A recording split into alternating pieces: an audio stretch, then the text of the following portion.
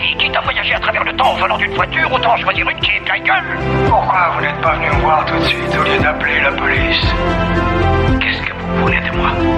Demandez-moi tout, mais donnez-moi ce que je vous demande. Qu'est-ce que vous demandez? Oh, j'ai libéré les 2 tourtereaux. J'ai l'impression que tout est redevenu normal dans cette baraque.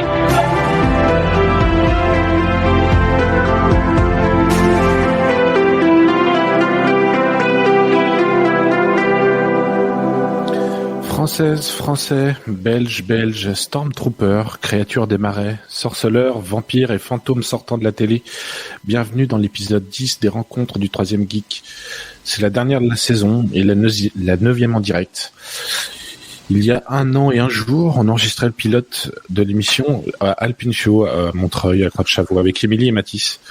Pour la petite histoire, l'idée de cette émission vient d'une volonté de partager des opinions et des coups de cœur dans le domaine de la pop culture. Certes, cette pop culture est devenue un marché colossal, avec une concurrence féroce, qui, quoi qu'on en dise, a permis quand même de développer des produits de qualité. Je trouve toujours cela plaisant de pouvoir échanger sur les jeux, les séries ou les films, comme j'aime parler musique en général. Je le défends depuis le début de l'émission, la pop culture peut être un vecteur de cohésion sociale. Ce soir, c'est une émission assez spéciale. J'ai invité tous les anciens chroniqueurs et chroniqueuses. Beaucoup ont répondu présent. Ce sera une émission un peu spéciale. Il y aura 3 débats, 3 sujets ce soir, plus quelques surprises, plus les autres rubriques qu'on a d'habitude, Michto, pas Michto et les autres. Mais on va commencer tout de suite le premier sujet. Je vais accueillir déjà le premier binôme, Jennifer et Christelle. Alors, Jennifer, bonsoir. Bonsoir. Bienvenue dans la 10e. Tu peux te présenter en 2 mots ce que tu fais là où tu habites? Je m'appelle Jennifer, je suis montreuilloise et je suis décoratrice. Voilà, et j'aime le cinéma, les séries télé et les jeux vidéo. Voilà. Oui, tu as déjà participé à 2 émissions, il me semble, cette année. On a un petit freeze au niveau du son. Ça me permet quand même d'accueillir Christelle. Bonsoir Christelle. Bonsoir. Alors Christelle, tu peux te représenter rapidement? Bonsoir tout le monde. Bonsoir Christelle. Alors Christelle, tu fais quoi dans la vie? Tu habites où? Alors moi j'habite à Paris dans le 20e. Je travaille dans un ministère. Je fais plutôt de la gestion financière. Et j'adore aussi tout ce qui est séries, films, cinéma, téléfilms de Noël. Et les jeux vidéo, du coup. Donc c'est pour ça que j'aime bien participer à cette émission. Je trouve que c'est un bon moment de partage sur ces thématiques. Eh bien, bienvenue à vous deux. On va pouvoir commencer premier sujet. Donc, jingle, merci. Sujet 1.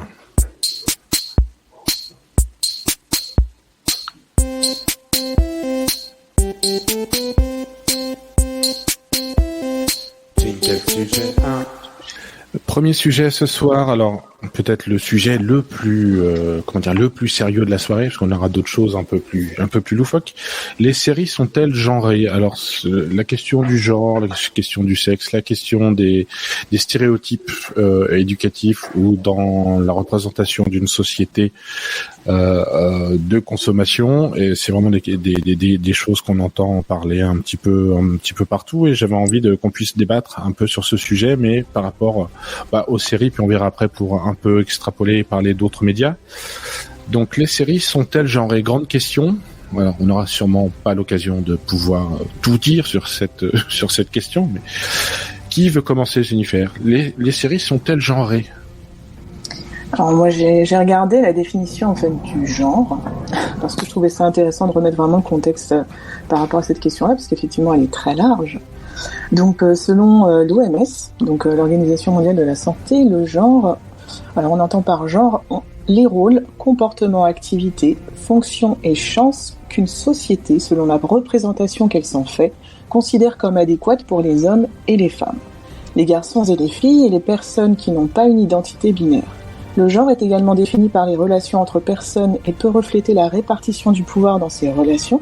Il ne s'agit pas d'une notion fixe, elle change avec le temps et selon le lieu. Le genre a un lieu avec le sexe biologique, masculin ou féminin, mais il est distinct de lui. Et je voulais rajouter aussi une autre information. En fait, selon la philosophe Sandra Logier, qui est professeure à la Sorbonne et qui est experte en fait en philosophie féministe et études du genre, elle dit quelque chose d'assez intéressant, enfin, selon moi. Elle souligne que ce n'est pas nous qui donnons un genre aux éléments de notre quotidien, mais plutôt notre système. C'est la société qui est traversée par les inégalités de genre et attribue des places et rôles aux différents sexes. Les séries télé sont l'expression de ces différences, mais aussi ont depuis toujours cherché à les transformer. Voilà. Et je trouvais ça super intéressant parce que ça parle aussi de l'évolution, justement de la représentation des genres dans les séries télé depuis ces plusieurs décennies, parce que ça fait un moment quand même qu'on a des séries télé, notamment les explosions, en fait, on va dire, récemment des... Ah, ça coupe, mais ça va revenir. Donc je sais ce que t'en penses, Steph. Alors, ça a coupé un petit peu sur la Ça fin, mais coupe je un pense peu. que ouais. Mais là, Christelle, vas-y, tu peux. Oui. Donc j'ai quand même compris l'idée générale. Merci beaucoup, Ça va. Jennifer. Oui. Donc c'est vrai que depuis, je sais pas, je dirais aussi 40 ans, parce que c'est vrai qu'on peut revenir aux séries comme Oui. Les Feux de l'amour, qui, je crois, a fêté ses 50 ans. Désolée, là, je tape très fort dans le genre, dans le genre feuilleton. Qui datent depuis des années et qui sont typiquement en général pour les femmes, Les Feux de l'amour, Top Model, Amour, gloire et beauté, enfin toutes ces séries là, justement, qui accentuaient un peu les stéréotypes dans la série même, en montrant la femme du riche homme qui travaille pas et qui s'occupe des enfants, mais qui est tellement malheureuse qu'elle va aller coucher avec le frère de son mari, et en même temps la sœur de le frère du mari va se rendre compte, c'est ça, va se rendre compte qu'il y a de la tromperie dans sa famille, donc elle va aller voir le mari du frère de la sœur.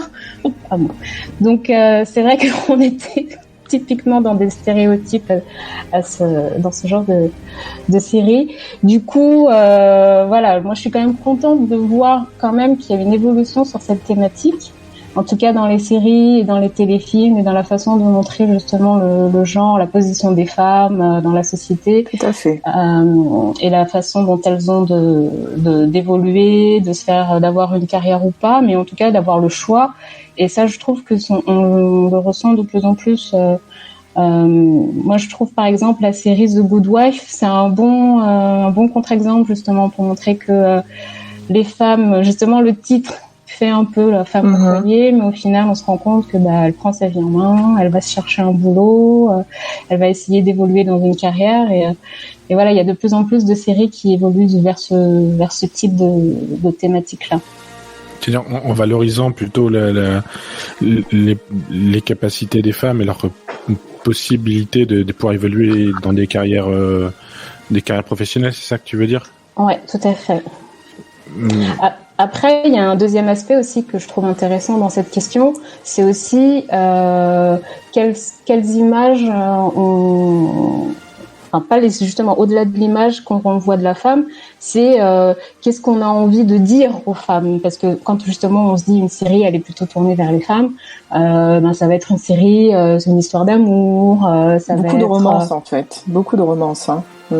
Que l'évolution de la société aussi, parce qu'il y a l'évolution des séries, mais il y a aussi l'évolution de la société, que il va y avoir aussi des hommes qui vont être intéressés par des histoires à romance, ou des histoires où justement qui sont pas que on est là pour se battre, pour avoir de l'argent et pour gagner en pouvoir. Il y a par exemple Big Bang Theory, qui est une série assez classique, très humoristique, mais bon, on n'est pas du tout dans de la violence à outrance, on n'est pas du tout dans des images. Au contraire, les héros justement sont un peu justement ce qu'on représente nous ce soir dans cette émission, les geeks, qui sont plus du tout dans un système homme-femme strict. Ils vont se mettre à chialer quand ils voient une série qui les rend tristes. Enfin, il y a vraiment beaucoup d'expressions différentes en fait dans cette série. Et je trouve que au-delà de dire qu'est-ce qu'on veut dire dans une série, il y a qu'est-ce qui va intéresser les gens aussi, qu'est-ce que moi en tant que femme j'aurais envie de regarder. Est-ce que parce que je suis une femme, j'ai pas envie de regarder du Marvel, Bien sûr. ou des super-héros. Bah, tout ça, Peut-être, c'est non. basé.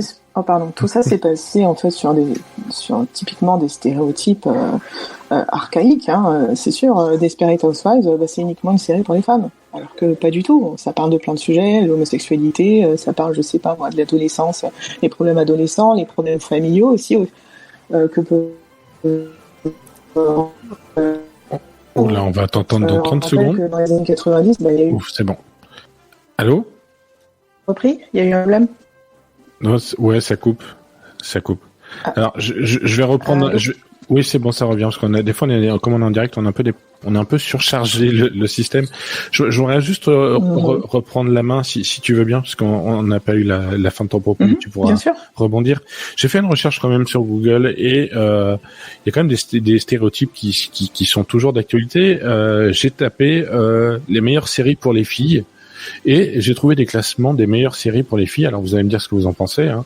Alors, j'ai trouvé Pretty Little Liars, les nouvelles aventures de Sabrina, considérée comme une série pour filles, Riverdale, The Handmaid's Tale. Alors ça, c'est pour moi, pour moi, ça dépasse largement la question du genre et la question féminine.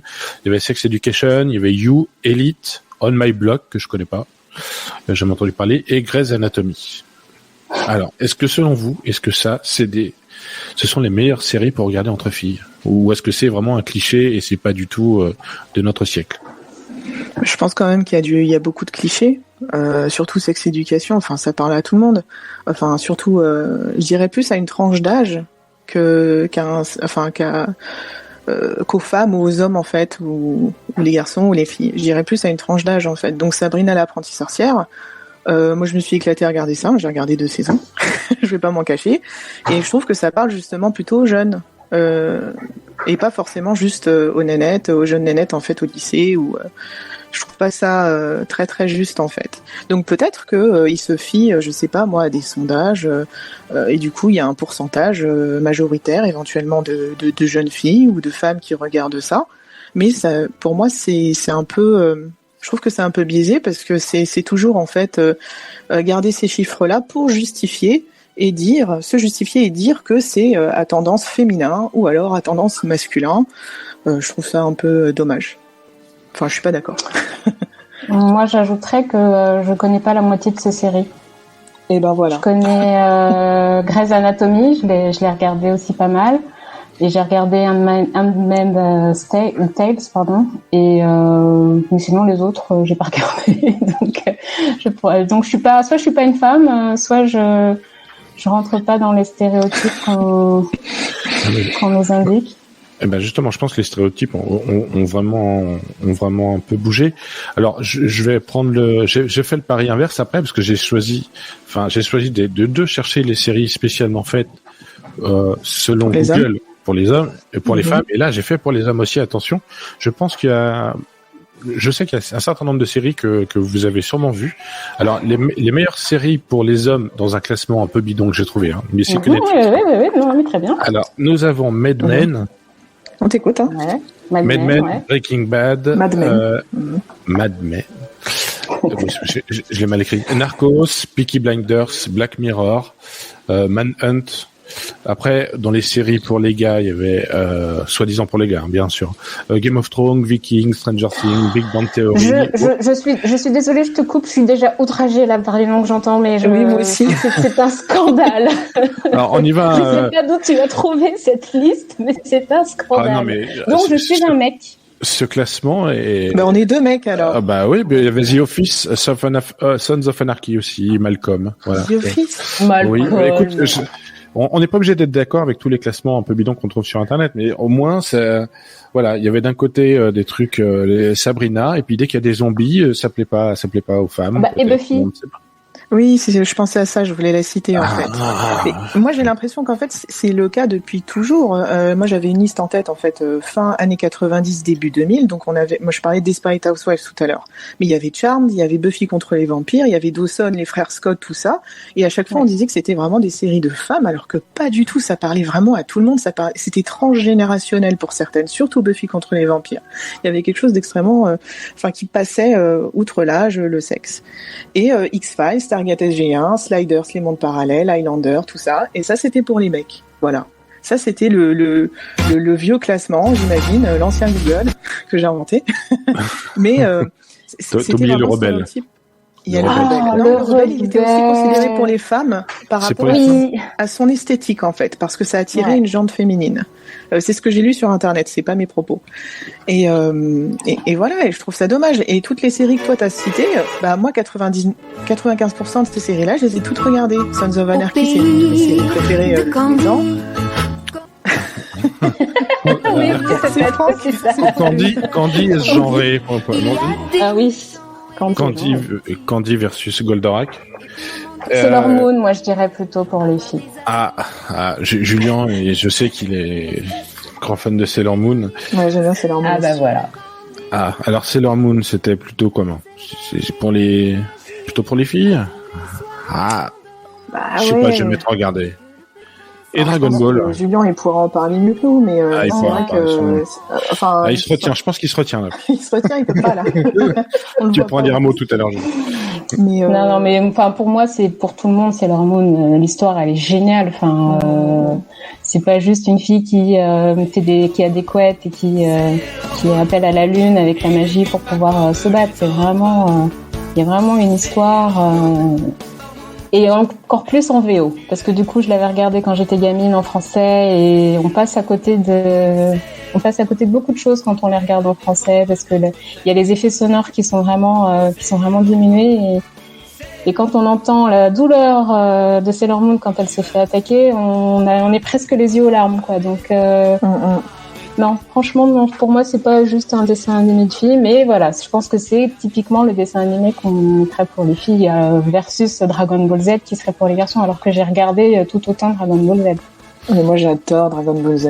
J'ai Dragon Ball Z, Dragon Ball GT, tout ça, j'ai tout regardé. Parce qu'il y a quand même des personnages féminins qui sont... Enfin, je pose la question parce que je m'y connais pas. Est-ce qu'il y a des personnages féminins valorisants ou valorisés dans Dragon Ball? Tout à fait, oui. Il y a des personnages très... la femme, je trouve, il y a sa place aussi. Moi, je pense... Videl. Ouais, il y a Bulma au départ, mais là... Ceux qui connaissent, après. Il y a fait Dragon Ball et tout, qu'on retrouve un peu plus tard aussi. Alors, des fois, c'est ça que... oui, c'est des personnages qui sont quand même valorisants. Débattante, l'autre, elle est quand même scientifique... Oui, alors, justement, pour avoir revu Dragon Ball, Bulma, dans les premiers épisodes, elle est très stéréotypée. C'est vrai. La gamine sans cervelle, hyper prude. Mais pour le coup, elle évolue beaucoup aussi avec les épisodes. Et déjà, les personnages qu'on adore tous, Dragon Ball Z, hyper intelligente, hyper débrouillarde. Donc, du coup... là, ils ont bien réussi à faire évoluer le personnage. Mais c'est vrai qu'au début, surtout que c'était la seule... amie féminine de Sangoku. Donc le fameux épisode justement où il découvre Bulma et il se rend compte que lui il est un garçon et que Bulma est une fille. Ils grandissent ensemble en fait, au final. Ouais.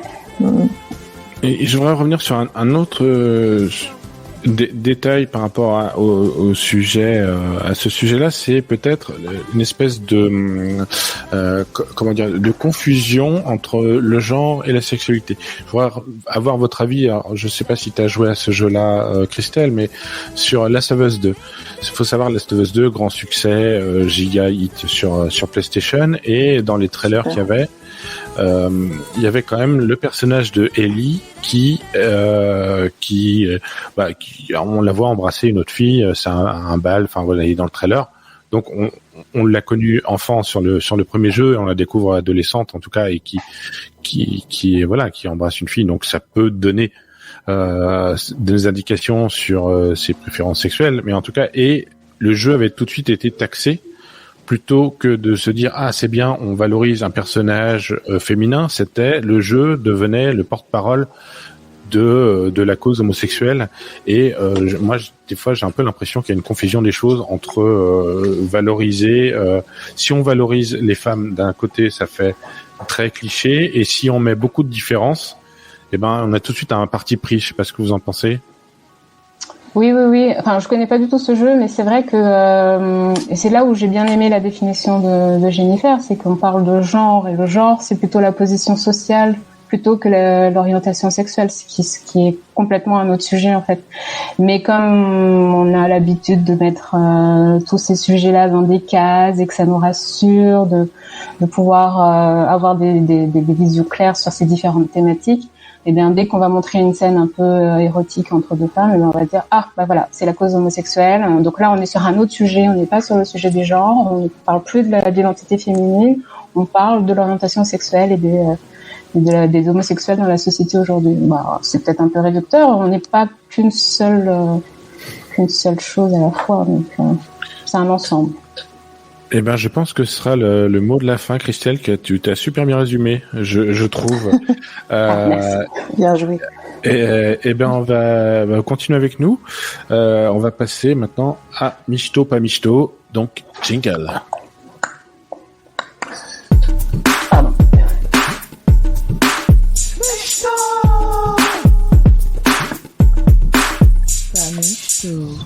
Alors, Michto, pas Michto. Donc, je rappelle le principe pour les auditeurs qui connaissent pas. J'ai une série de news. Si vous trouvez ça intéressant, on dit Michto. Et si ça nous batte pas plus que ça, on trouve pas ça intéressant, on dit pas Michto. Ok.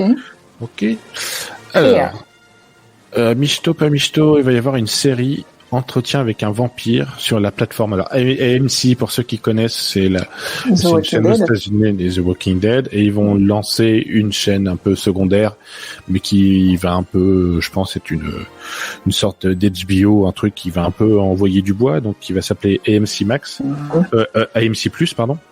Et ils veulent faire une série Entretien avec un vampire, donc de partir du roman pour en faire une série. On n'en sait pas plus pour l'instant. Qu'est-ce que vous en pensez? Michto! J'ai adoré le film et j'adore l'histoire et oui, je pense qu'on peut vraiment la développer. J'ai été frustrée à la fin du film parce que je trouvais que ça manquait encore je voulais encore une suite et je pense qu'il y a vraiment de quoi faire. Moi aussi, Michto. Moi, j'ai toujours adoré le monde, hein, donc c'est quelque chose pour lequel je vais attendre en tout cas cette série.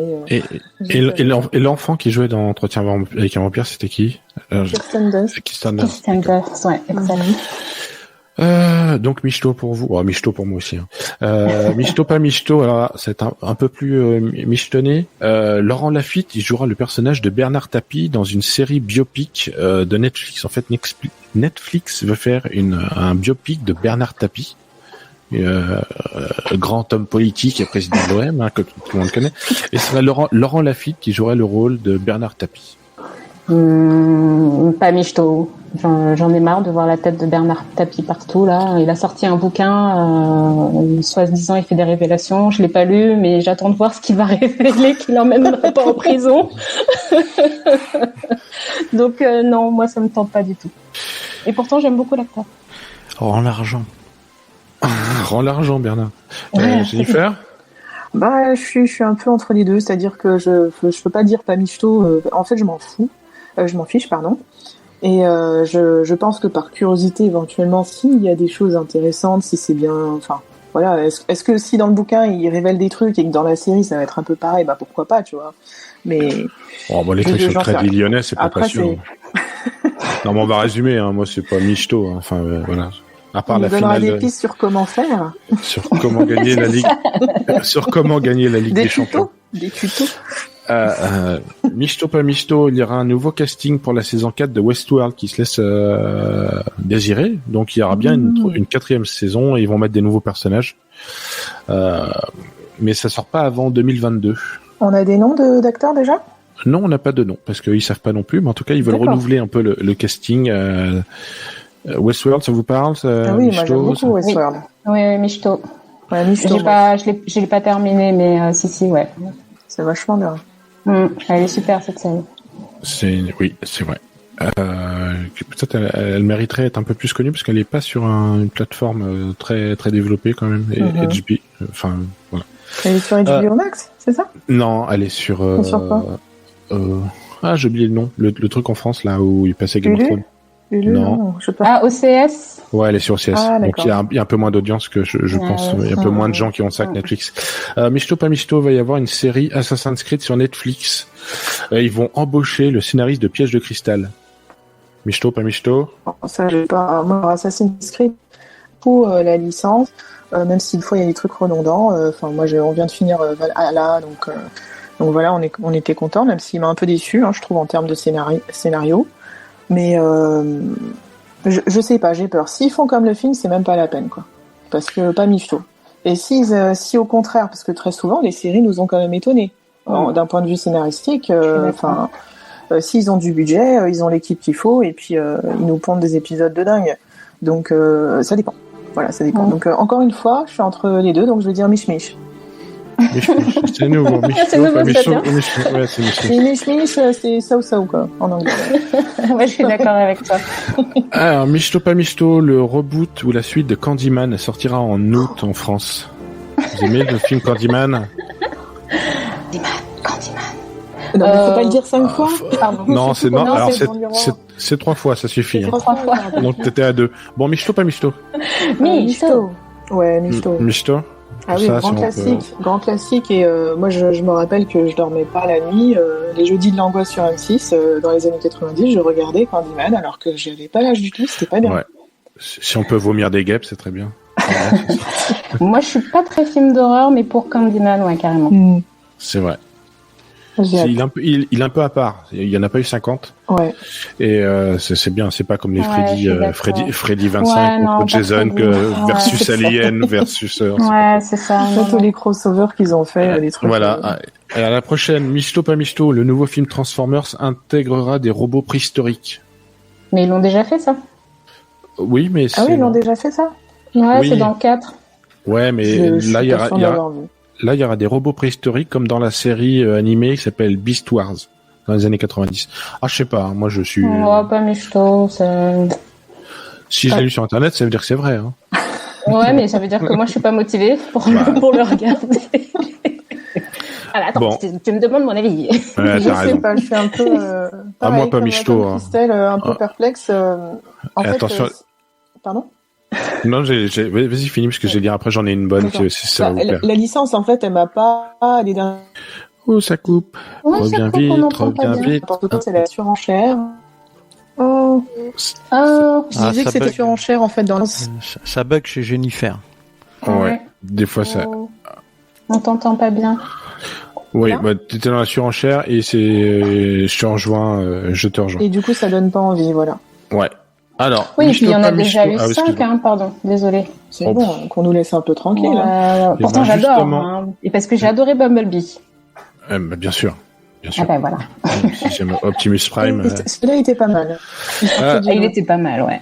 Alors, attention, Michto pas Michto, va y avoir une série autour des poupées Polly Pocket. Et c'est la star d'Emily in Paris qui va jouer dedans. Alors, je sais pas ce que ça vaut, je sais pas de quoi ça va parler, mais comment... Alors, tu peux reprendre, s'il te plaît, j'ai pas bien compris. Il va y avoir une série autour des poupées Polly Pocket. M'en demande pas plus. Qu'est-ce que c'est les poupées Polly Pocket? C'était des tout petits personnages, en fait, qui font peut-être 1 centimètre de haut, et t'ouvrais, en fait, des sortes de boîtes comme ça. Bon, moi je le montre parce qu'on est à la caméra pour nous, c'est des petites pas boîtes. Pour les auditeurs. Et en fait, tu jouais comme ça, tu vois, et ça crée des petites villes si t'en collectionnais plusieurs et tout. Moi, j'adorais les Polly Pocket. Par contre, je ne vois pas du tout l'intérêt de mettre ça en série. Je comprends même pas le concept. Comment ça va être possible? En dessin animé? Non, c'est une série d'animation. En fait, Mattel, ils veulent revoir. d'animation, d'accord. Non. Après, moi, c'est pas. Non, c'est Christian qui a demandé ça. En fait, c'est Mattel veut reprendre ses jouets et en faire des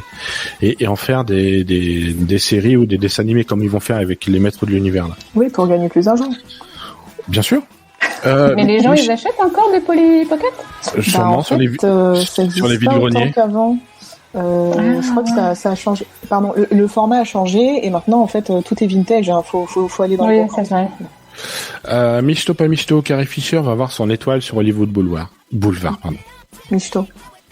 Bah oui. Carrie Fisher, c'est qui Carrie Fisher? C'est Princesse Leia. Rien que ça. Ah oui. Pardon. Le temps que ça monte au cerveau, mais oui. Michto. Parce qu'elle l'avait pas encore. C'est plutôt ça qu'on aurait dû. Bah non, mais elle est décédée il y a 2-3 ans. Ouais. Ouais. Oui, non, mais elle est pas morte à 5 ans. Hein. Elle est morte. Elle avait quand même bien 60 ans Oui, passés. oui, Hein. tout à fait. Elle aurait pu l'avoir avant. C'est vrai. Non, mais c'est très Princesse bien. Leia. Pardon. Michto pas Michto, va y avoir un préquel du film Esther, 10 ans après le premier film. Esther, non? Vous avez bien aimé ce film-là? Je connais pas. Ouais, je me rappelle, je l'avais vu, mais après, je me rappelle même plus de. Je sais même plus si je l'ai aimé ou pas. Voilà. Donc bon, on s'en fout. Moi, je l'ai Michto, j'avais adoré ce film. Bon, et ben, mesdames, merci, vous reviendrez tout à l'heure pour le grand jeu. Merci. Ah oui, merci on va beaucoup. vous inviter J'espère que les auditeurs ont passé un bon moment. Oui, Eh ben, ça n'a pas trop coupé malheureusement. Ah si, ça coupe un peu, mais on va Ah se oui, débrouiller. carrément. Je vous invite à couper les caméras et micro, et je vais accueillir maintenant Caroline et Léo. Salut, salut. Salut Léo et Caroline. Eh oui, Salut. Eh ben, on est là pour Bon. le deuxième sujet. le deuxième sujet, Léo, tu peux te présenter rapidement? Alors, moi je suis Léo, je suis coprésidente de la radio. Je pense que c'est plus un secret pour personne, hein, il faut le dire. Je ne peux plus rester dans l'anonymat. Et du coup, je suis montreuilloise, je fais aussi des chroniques à la radio, je participe également à l'équipe Sauvage. Et voilà, parmi vous ce soir, c'est la 2 ou 3e fois, je crois. 3e fois? Deux, je crois. 2 seulement? Ouais, peut-être. Bah voilà, mais en tout cas, Je ne sais pas les scores. c'est un plaisir sans cesse renouvelé, voilà. Eh ben, merci de revenir, ça fait plaisir. Caroline, bonsoir. Bonsoir. Alors, j'habite sur Montreuil. Je suis illustratrice indépendante et c'est ma 2e fois, effectivement, pour cette émission aussi. Merci de m'avoir proposé de revenir. Eh ben, ça fait plaisir. En tout cas, les gens sont revenus et ça, c'est cool. Donc, on va pouvoir tout de suite enclencher les débats. Sujet 2, donc jingle, sujet 2.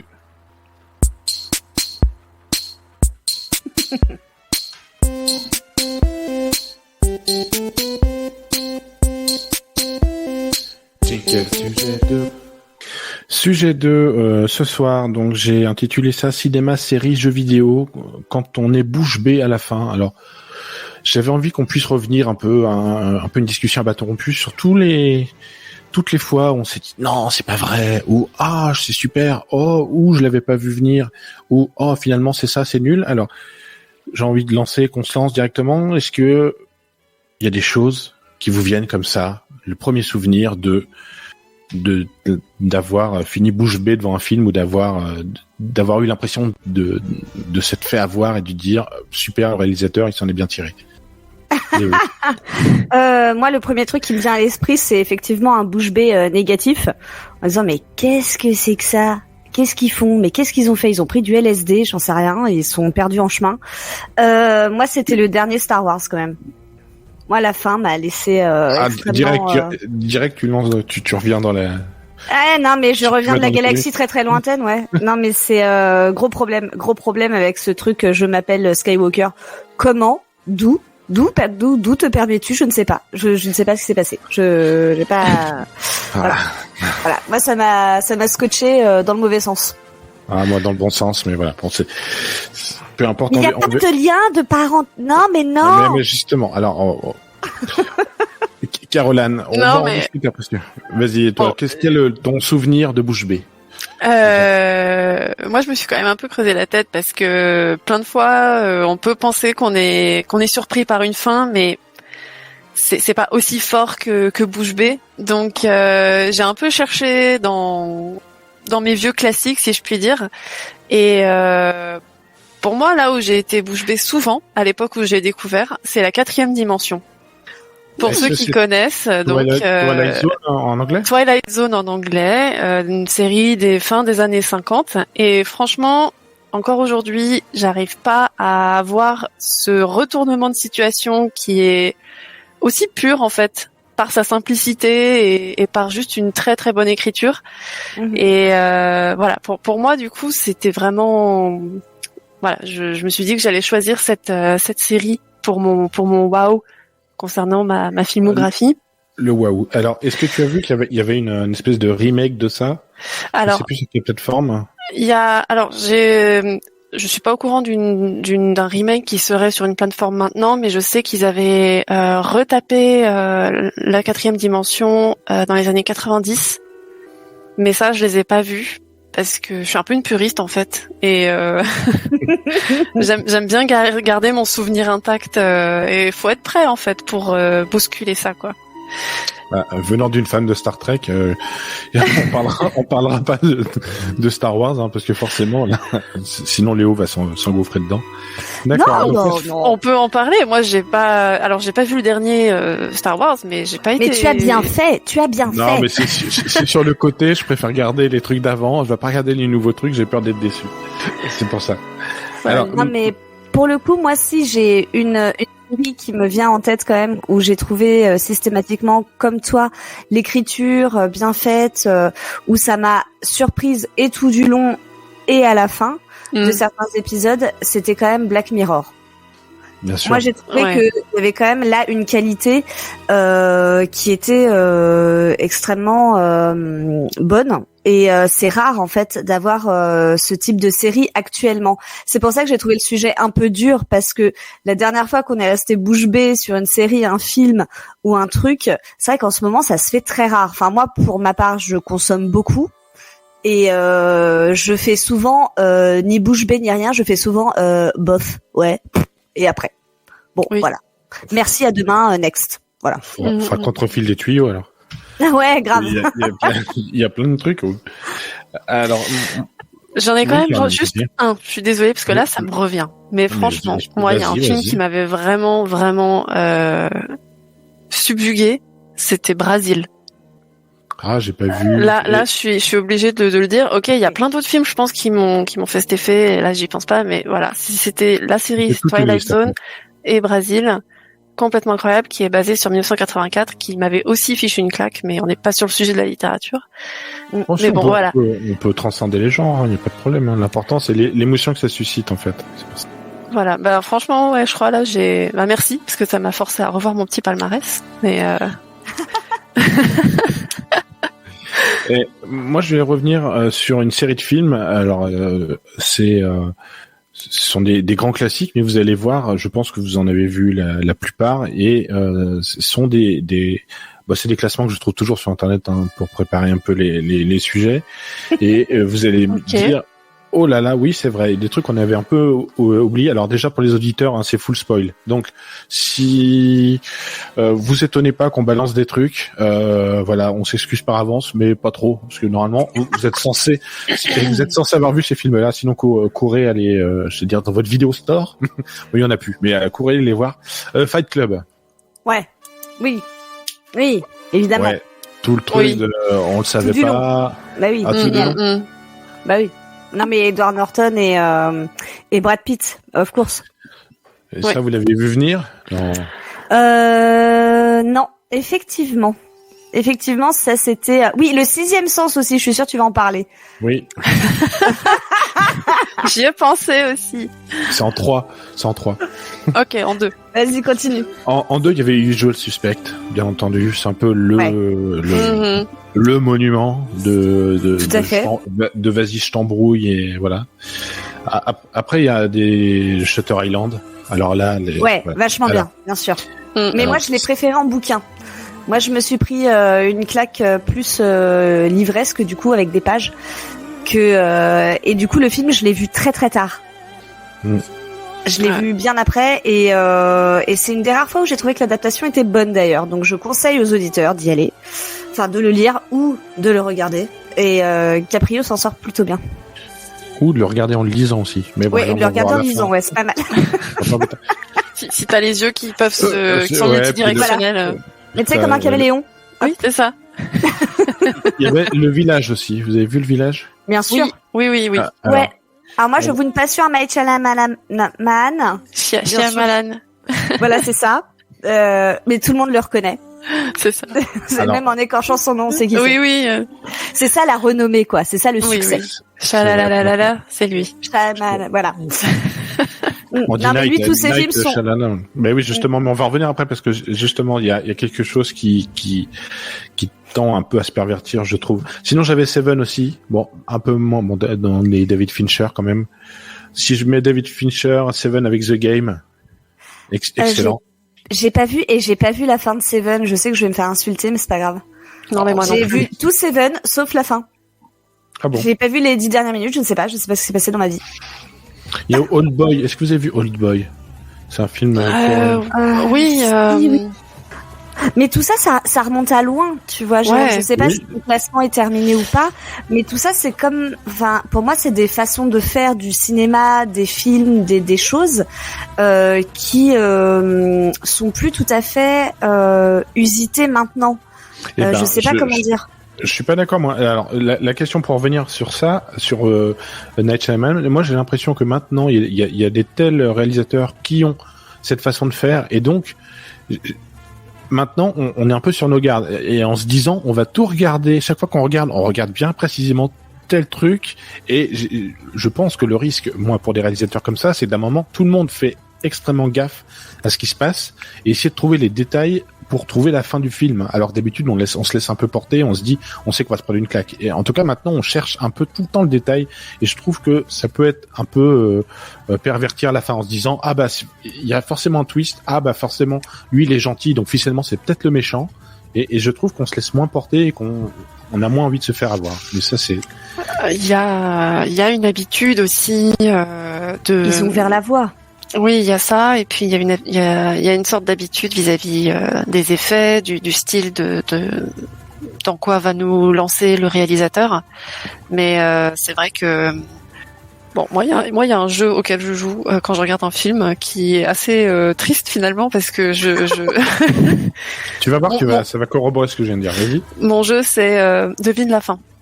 Ah oui, voilà, c'est ça. Tout le monde le fait, j'imagine. Oui. Mais bon, voilà. Et vraiment, je le regarde et genre une demi-heure ou plus tard dans le film, je me dis ah voilà, ça va être ça avec ça avec ça avec ça. Et bon, voilà. Mais moi, c'est une question d'habitude et on voit qu'il y a des schémas qui reviennent en fait. Alors ça, je suis tout à fait d'accord avec toi. Il y a des schémas qui reviennent. Je pense aussi, comme toi, Jérôme, qu'on a peut-être été habitués, qu'il y a des gens qui ont été précurseurs, qui ont ouvert la porte à ce style, en fait, un peu de retournement de situation à la fin, ou je sais pas comment dire exactement. Moi, je joue comme toi aussi à pas devine la fin, mais j'appelle ça j'aurais pu être scénariste de Netflix. Voilà.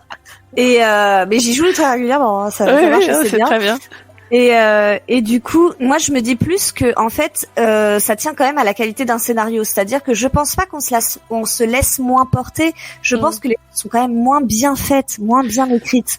Même si on est un peu plus sur nos gardes maintenant, je pense qu'on sera toujours surpris si entre guillemets les choses sont faites, sont chiadées, sont bien pensées, sont bien écrites surtout à la base. Moi je suis pas certaine qu'il y ait toujours systématiquement une qualité de scénar incroyable et du coup ce qui nous permet de jouer à devine la fin. Et toi aussi tu aurais pu être scénariste de Netflix. Oui, tout à fait. Mais ah mince, j'ai perdu le fil. En attendant que ça, tu seras pas scénariste de Netflix, contrairement à Léo. Oui, non, pardon, ça y est, je sais ce que je voulais dire. Pardon, je fais très vite. Et c'est vrai que les fois où on est surpris, c'est vrai que c'est merveilleusement bien écrit. Et plus c'est mal écrit, plus vite, très tôt dans le film ou la série, on sait exactement qu'est-ce que c'est. Et on se dit, mais attends, il nous met une avenue là. C'est forcément comme ça qu'on va l'emprunter et on n'a aucune autre... Et là, c'est l'ennui. Et là, oui, complètement. Et oui. Et là, on va aux toilettes, on s'achète une pizza. Exactement. Tout ça. Ah, c'est une vie du vécu. Moi, je voudrais simplement dire que des fois, on se dit il va se passer ça, on sait que ça va se passer, et finalement, moi des fois, je suis déçu quand ça se passe comme quand j'imaginais. Je trouve que c'est, je me dis non, finalement c'est vraiment ça que. Oui, c'est exactement ce que je pensais qu'il allait se passer. Et oui, et ça. Tu peux être scénariste toi aussi. Tout à fait. Écoute, j'essaye. Ça viendra peut-être, mais il y a toujours un truc. En fait, il faut être surpris. Moi, je trouve que maintenant, le temps qu'on passe dans les séries, c'est pour être surpris.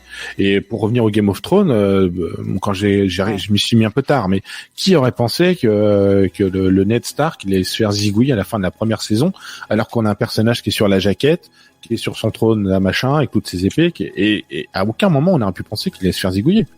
Oui, bah oui. C'est oui. Non mais Game of Thrones c'était très bien fait pour ça parce que quasiment à la fin de chaque épisode on faisait voilà. Et C'est pratique, ils ont commencé avec un cast énorme, comme ça ils pouvaient vraiment écrémer quoi. Et c'était aussi c'était un bouquin aussi donc. C'est-à-dire que je pense que nous on a été surpris si on n'avait pas lu les livres, mais les gens qui avaient lu étaient peut-être pas hyper surpris. Non, ils ont dit je le savais. Voilà. Ouais, ils font ça, ouais, en rigolant. Sinon, j'avais les séries avec les meilleures fins. Je vois que Franck n'a pas allumé ses caméras, donc il reste un peu de temps. Les Breaking Bad, Six Feet Under, Les Sopranos. Ça, c'est des séries qui ont été décrites avec les meilleures fins. Et il y avait aussi la meilleure fin de Buffy contre les vampires. Donc, je ne connais pas assez. Peut-être qu'on aura l'occasion, sur une autre émission, un jour, de savoir comment se passait la fin de Buffy contre les vampires. Moi, je l'ai vu. Il y a 2 fins à Buffy, en fait. Ah. Bon. Ouais, voilà. Bon, on en reparlera une prochaine fois. Les 2 fins sont pas mal. Les 2 sont bien faites. Alors, faudrait que tu m'expliques comment il est possible pour une série d'avoir 2 fins, mais c'est pas très grave. Autant dans les jeux, on peut des fois, suivant ce qu'on fait. Voilà. Eh ben, merci pour ce sujet. On va pouvoir passer à une nouvelle rubrique dans cette émission spéciale qui s'appelle Tuto survie et bon réflexe. Donc, tout de suite, jingle. Survivre une guerre, de devenir la guerre. C'est pour ça qu'ils t'ont mis dans ce coup. Parce que tu aimes te battre. Alors, une nouvelle rubrique tuto survie et bon réflexe. Alors, c'est très simple. J'ai une série de situations et vous devez un peu répondre et donner un peu vos tips pour que les gens puissent s'en sortir. Alors, peut-être que c'est pas clair, mais ça va être très clair tout de suite. Alors, vas-y. Alors, je me retrouve dans un camp pour ados et j'apprends qu'un tueur avec une machette et un masque de hockey me cherche. Qu'est-ce que je fais ? Je jette la fille blonde devant moi, j'en profite qu'il la tue elle pour courir et me cacher. Pas mal, Caroline ? Pas mal. Je sors du camping et je vais prendre le bus. Ah. C'est deux solutions, deux choses différentes. Ah non, mais je préfère l'autre version, il y avait plus d'action. C'est sûr. C'est sûr. Puis ça venait du cœur aussi, hein. Mais le sacrifice. J'étais obligée de dire autre chose, c'était la réponse. Voilà. C'était bien genré et stéréotypé. Mais je t'en voudrais pas, c'est comme les films des années 80 qui étaient comme ça, effectivement. C'est soit les personnes de couleur, soit les filles blondes qui meurent en premier. On le sait, hein. Tout à fait. Alors, tuto survie, le deuxième. J'apprends qu'un vampire vient d'emménager dans mon immeuble. Qu'est-ce que je fais ? Ouh la vache. Je vais à l'épicier, j'achète de l'ail, je fais une soupe à l'ail et en fait, j'en remplis dans des pistolets à eau et je me tiens prête derrière ma porte si jamais il toque. De l'eau avec l'eau bénite, on est d'accord ? Bah, ou avec de l'ail, ouais, un truc comme ça. Ah, du jus d'ail peut-être, il y en a. Du jus d'ail. Caroline ? Je dors dans un solarium. Ah, c'est pas cool. Ah, c'est pas mal ça. Avec des petites lunettes pour se cacher. Mais je serais très très bronzée, quoi. Bah, tu risques d'être un peu sèche à la fin. Oui, voilà. Ouais. Mais ils aiment pas les vampires, hein. Ils aiment pas les gens trop secs, forcément. Ouais. Il faut rester bien hydraté. Alors, moi, je voulais juste préciser que normalement, selon la mythologie des vampires de Christopher Lee, un vampire ne peut rentrer que s'il est invité dans un appartement. C'est vrai. C'est vrai. Il dit, viens prendre l'apéro, je viens chez toi. Tu dis non. Oui, mais du coup, non, tu vois, le jus d'ail, ça me permet, moi, de le torturer dès qu'il passe devant ma porte. Ah non, mais attends, on est en mode survie ou pas? Oui, c'est vrai. C'est vrai que les gens se demandent. En fait, l'intérêt de cette chronique, c'est que les gens puissent se dire, ah tiens, j'ai entendu ça à la radio. Comme ça, j'ai pas réfléchi. Autre tuto survie. J'ai reçu une information confidentielle comme quoi il y aura des hordes de zombies dans les rues demain. Je dois aller chez Carrefour à Porte de Montreuil aujourd'hui. Qu'est-ce que j'achète? Moi, je me barricade dans le Carrefour. Même pas, je sors. Moi, je veux manger. Moi, j'ai faim. Et moi, il faut que je mange.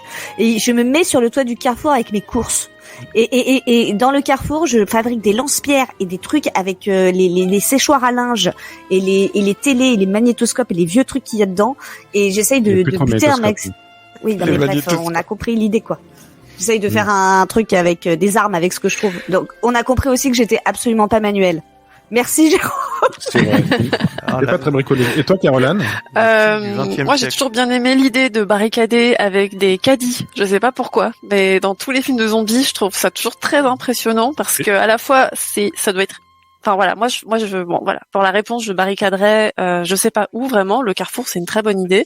Après, pour se déplacer, c'est toujours bien de faire semblant de faire le zombie, comme eux, parce que vrai. franchement, dans un film sur deux, ça passe. Donc faudrait le tester. Après, si on sent la chair fraîche, bon ben pas de bol. Et il faut sinon se badigeonner avec du sang de zombie, ça marche aussi. C'est vrai. Oui, c'est ça. Bah peut-être que je peux en écraser un avec mon caddie en fait. Voilà. Il faut des pièces de 1. Faut des pièces de 1 ou de 50 centimes pour les retirer. Ah oui, absolument. Du coup, il faut faire les poches. Faut avoir des jetons. C'est important. Faut avoir les jetons, exactement. Mais du coup, aucun intérêt à sortir du carrefour. Restez dans le carrefour, les gars. Ouais. C'est vrai. Restez dans le carrefour. Ou au champ à Porte de Bagnolet aussi. Oui, non, mais il y a le toit, il y a le parking. Ne soyons pas sectaires. Super U, voilà, peu importe. On va citer plusieurs marques. Autre tuto. Dans un vieux grenier, je retrouve dans son emballage d'origine et dans un état impeccable une figurine Star Wars de 1977. Qu'est-ce que je fais? Bah, il y a deux options, hein. Bah, je regarde combien elle coûte sur Internet. Ouais, c'est ça. Soit on la vend, soit on la conserve. Moi, j'appelle George Lucas pour qu'il me la dédicace. Bien sûr. Et il y a le numéro de portable de George Lucas qui date de 1977. Je suis pas sûr qu'il l'ait encore. Ça, c'est pas noté. Vous la gardez? Non, mais je garde. Alors, vu que c'est une question de survie, si elle coûte beaucoup d'argent et que je dois survivre, je préférerais la vendre à un fan.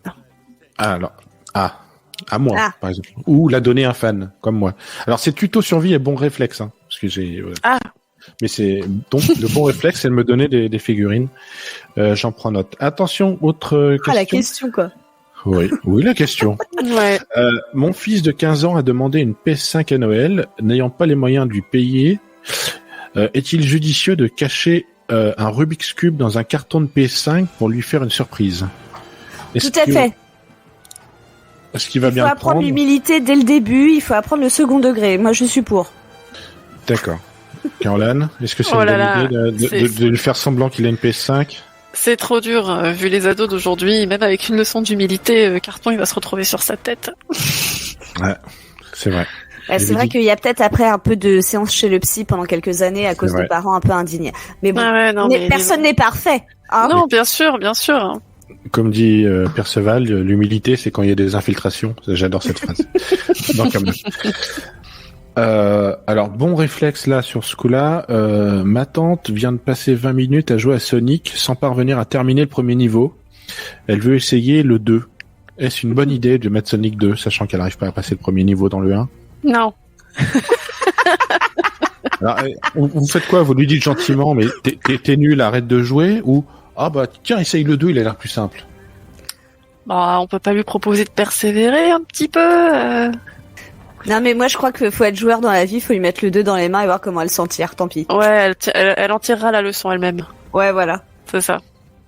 Donc, vous n'êtes pas pour brimer les gens, vous êtes plutôt pour leur laisser la possibilité de... Bah, je te signale que je viens de traumatiser un ado de 15 ans, donc moi, je crois que ça va. Oui, mais là, hein, c'est l'attente. Là, c'est l'attente, c'est pas pareil. Ouais, mais l'attente, non, quand même. Alors, partie cuisine, connaissez-vous une bonne recette de pain elfique que dans Le Seigneur des Anneaux? Alors, un petit peu de pain de seigle avec de la farine magique de... Non. Aidez-moi. Pas du tout. Alors, je vous laisse vous enterrer un peu parce que j'ai une recette. Alors, moi, je connais pas la recette du pain elfique, mais j'ai une recette de pain perdu maison. D'ailleurs, on va se faire des petits goûters un jour. Mais non, malheureusement. Mais moi, du coup, j'emmènerai du pain perdu dans ma besace. Du pain perdu. Alors, j'ai une excellente recette de lambasse. Hein. C'est 100 grammes de farine, 65 grammes de poudre d'amande, 40 grammes de cassonade, 40 grammes de miel, 40 grammes de beurre demi-sel et de la vanille. C'est une vraie recette que vous pouvez trouver sur Internet, une vraie recette de lambasse. Mais ça a pas l'air mauvais, hein. Ouais, mais ça ressemble à une pâtisserie orientale, en fait. Peut-être. Mais avec tout ce miel et tout ce sucre. Alors que c'est dans la terre du milieu. Bon. Ah bah, il faut que ça tienne au corps. Puis les hobbits sont pas hyper slim, quoi. Non. C'est ça. Un dernier tuto, alors très rapidement, s'il doit rester une minute. Est-ce que vous pouvez rappeler dans vos souvenirs les meilleures pièces qu'il y avait dans Maman, j'ai raté l'avion pour les gens que c'est un jour ils ont oublié, non? Alors moi, ce film est imblairable. Je me souviens de un qui m'a marqué parce que quand je l'ai vu, j'étais jeune et du coup j'étais impressionnable. Je crois qu'il y a une scène où il y a un des vilains qui se prend une migale sur le visage. Je me souviens que de ça. D'accord, une migale. Alors encore faut-il avoir une migale. Faut avoir une migale sous la main aussi. Mais alors je sais plus le comment du pourquoi et si ça se trouve c'était les deux, mais ça me surprendrait quand même. Moi je pense qu'une bonne araignée du parc des Beaumont fera l'affaire. La surprise fait que du coup on a peur. Mais il y avait pas des billes en bas de l'escalier, des pots de peinture qui étaient lâchés du haut de l'escalier aussi. Ouais, il y a toujours un truc de l'eau qui a gelé dehors aussi pour glisser. Ouais, un truc comme ça. Mais c'est juste, ce film, il faut je ne comprends plus en fait. Moi, je ne comprends pas pourquoi j'ai eu un tel engouement et maintenant je ne peux plus le voir. C'est une catastrophe. Je trouve que ça a mal vieilli. Mais comment une mère peut oublier un enfant dans un un truc? Et deux ça fois. Va pas bien. Et 2 fois quoi. Non mais franchement, où sont les services sociaux? Mais ils sont là. Merci, bonsoir. Merci mesdames pour ces indications pour les gens. Il est l'heure de passer maintenant un coup de cœur. Donc, on va mettre jingle coup de cœur.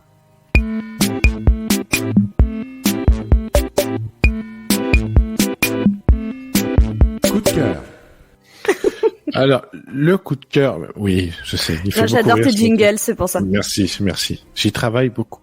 Les coups de cœur, donc, est-ce que Caroline, tu voulais parler d'un en particulier? Bah oui, j'ai un petit coup de cœur pour une bande dessinée qui s'appelle Détective Khan, qui est une petite BD aux éditions Misma et c'est l'aventure en fait de ce petit détective qui a l'air d'être un enfant et c'est lui qu'on appelle pour résoudre les histoires que les adultes n'arrivent pas à résoudre. Donc c'est un peu axé jeunesse, mais c'est tout à fait accessible aux adultes. Et pour ma part, ça m'a beaucoup fait penser en fait dans le ton et dans la simplicité du trait à Placide et Museau, qui sortait à l'époque dans Spirou, je crois.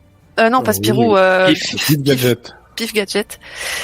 Et donc voilà. Et donc il est toujours accompagné de son chat, dont j'ai oublié le nom, mais qui a un chat, il est sur 2 pattes et il fait des aventures avec lui. Et il a plein d'objets rigolos. Il a une sorte de, comment ça s'appelle déjà? 2 secondes. Parce que j'ai trouvé le nom trop marrant. Un sniffomètre ou un truc comme ça. Il a une sorte de pistolet pour sniffer les trucs. Enfin, il a une voiture qui a les roues qui montent. Bah oui, mais voilà. Mais en fait, ça mélange plein de choses, mais en même temps, l'humour est... Enfin voilà, c'est très adulte aussi comme humour, donc je le conseille si on veut lire un truc rigolo. Tu peux redire le nom? Ça s'appelle le Détective Khan, avec un H, et c'est aux éditions Misma pour qui le cherche. Super, merci beaucoup Caroline. De rien. Est-ce que Christelle qui est là, est-ce que Christelle tu veux aussi un oui. coup de cœur? Oui, j'avais un coup de cœur. Moi, ce soir, je voulais parler de Sword Art Online, le dessin animé, donc qui est à la base un manga, un livre donc japonais, qui est sorti, je dirais, dans les années 2010. Et donc le dessin animé est sorti en 2012. Et donc il y a 5 saisons en tout, et donc le principe de l'histoire, c'est un lycéen qui adore jouer aux jeux vidéo, qui se retrouve enfermé dans un jeu vidéo et doit se battre pour sa survie. Et donc s'il perd dans le jeu, il perd vraiment sa vie. Et j'ai adoré le concept, j'ai adoré l'idée générale et tout l'univers dans lequel on est plongé, puisqu'en fait à la base c'est quand même un lycéen lambda, mais qui au final s'en sort assez bien puisqu'il connaît bien le principe du jeu, le gameplay et tout ça, et fait qu'il arrive en pole position un peu du jeu et à s'en sortir vivant. Mais j'ai beaucoup aimé la tension que ça crée justement de voir des personnages qui pouvaient vraiment perdre leur vie dans un jeu vidéo. Donc c'est mon coup de cœur du moment, donc je vous le conseille. Tu peux redire le nom? Ils ont réussi, alors la 2e saison a réussi avec le 3e et la 4e saison à faire quelque chose de sympa. Tu peux redire le nom, Christelle, s'il te plaît? Sword Art Online. Super, merci pour ton coup de cœur. Julien, tu avais un coup de cœur aussi? Donc moi je vais vous parler d'une sortie DVD demain le 30 juin 2021. C'est chez un éditeur de films asiatiques qui s'appelle Spectrum Films, que je suis beaucoup en fait parce que j'adore leur sortie. Je suis fan de cinéma hongkongais et en fait ils sortent pas mal de pépites des années 80-90 qui étaient introuvables en France avant. Et demain il y a 4 films qui sortent, dont un qui s'appelle Man on the Brink, qui est un polar de la nouvelle vague hongkongaise sorti en 1981 à l'époque et réalisé par Alex Chung, qui raconte en fait les aventures d'un jeune flic qui sort de l'école de flic et qui est un peu quelqu'un un peu je pense un peu candide et héros de la nation qui en fait voilà donc qui a plein d'idéaux et en fait il va se retrouver à infiltrer une triade. Et voilà, et ça fait des années que j'en entends parler, je l'ai pas encore vu et j'ai juste trop hâte qu'il arrive à la maison. Voilà mon coup de cœur qui est pour quelque chose que je n'ai pas encore vu mais que j'ai vraiment très hâte de regarder. Oui, d'accord, super. Donc le DVD sort demain, c'est ça que tu veux dire? Il sort demain, c'est ça, un combo Blu-ray DVD chez Spectrum Film. D'accord, tu vas le recevoir chez toi? Je vais le recevoir, je l'ai précommandé il y a longtemps. D'accord. Je vois qu'on a un peu de temps parce que Franck nous dit 4 minutes. Moi, je voulais, comme il y a un peu de temps, j'aurais parlé une série que j'ai beaucoup aimée qui s'appelle Le Serpent. C'est une série produite par Netflix, donc c'est 8 épisodes de 56 minutes. C'est dispo entièrement comme le format Netflix. C'est sorti en avril dernier. En fait, c'est basé sur une histoire vraie. C'est sur un couple. C'est une Québécoise et un Français et qui en fait sont tueurs en série en Thaïlande. En fait, ils sont installés là-bas, ils se font passer pour des vendeurs de diamants et ils rencontrent des touristes et ils les droguent et ils les détroussent et c'est un peu l'histoire de tout ça et d'un diplomate qui est hollandais et qui s'aperçoit qu'il y a beaucoup de ses compatriotes qui disparaissent et qui mènent une enquête alors que voilà, c'est un peu le monde de là-bas où ils veulent pas d'ingérence dans le système dans le système policier thaïlandais. Donc c'est faut commencer par là, c'est avec j'arrive pas à le dire, Tahar Rahim, qui joue vraiment excellemment. Enfin, il joue un personnage d'une froideur extrême, c'est super bien joué.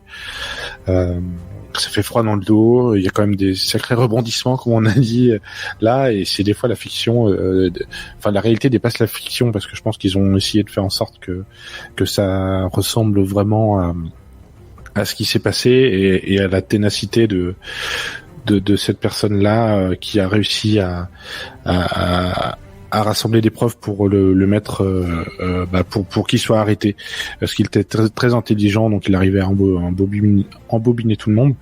Donc ça c'est vachement bien, je vous le reconseille. Le Serpent, voilà, sur Netflix. Parmi les gens qui sont connectés, est-ce qu'il y a quelqu'un veut parler d'un coup de cœur particulier ou alors on va passer directement à Léo? Moi je viens de commencer une série en fait, alors c'est tout récent, hein, ça fait 2 jours. Voilà. C'est un animé, c'est sur Netflix. J'ai vu 3 épisodes, donc ouais, ça va pas très très loin encore, mais voilà, ça s'appelle Tressé. Donc c'est Entre deux mondes. C'est un espèce de manga. Je pourrais pas vous en dire beaucoup plus parce que j'ai pas eu trop le temps de me renseigner sur la provenance, les trucs, les machins, etc. C'est sorti en juin. Et en fait, voilà, c'est l'histoire d'une espèce de détective qui fait, une détective. Bien sûr qu'il y a des pouvoirs magiques parce que le monde est pas exactement notre monde. Il y a des crimes commis par des espèces de castes de monstres et de choses comme ça. Et elle doit faire un peu l'équilibre entre le monde des humains et le monde des monstres, on va dire.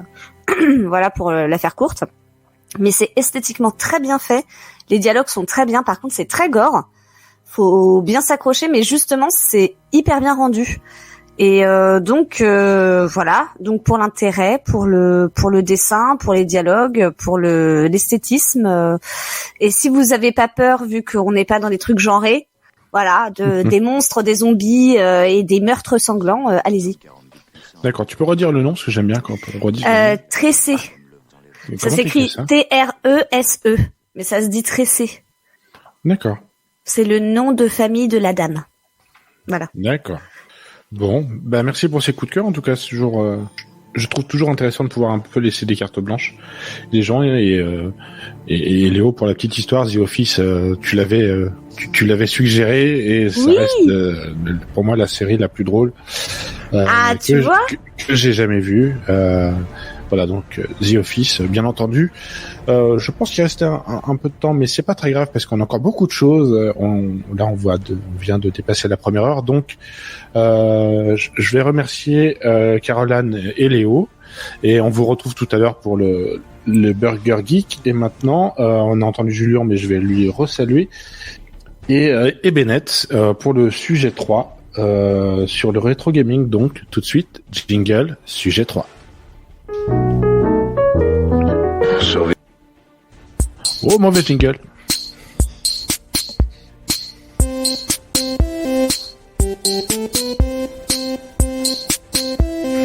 Jingle sujet 3. Merveilleux jingle que j'ai bien beaucoup retravaillé. Ah oui, formidable. Julien...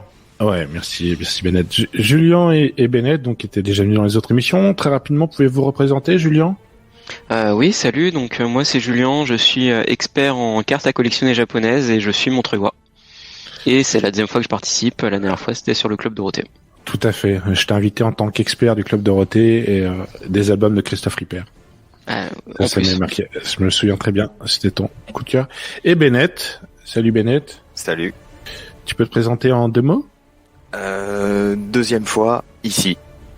Très bien. Eh ben, avec plaisir de t'avoir avec nous. Alors, c'est le sujet rétro gaming. Je vous cache pas que c'est mon petit truc à moi, et on va pouvoir un peu discuter de ça.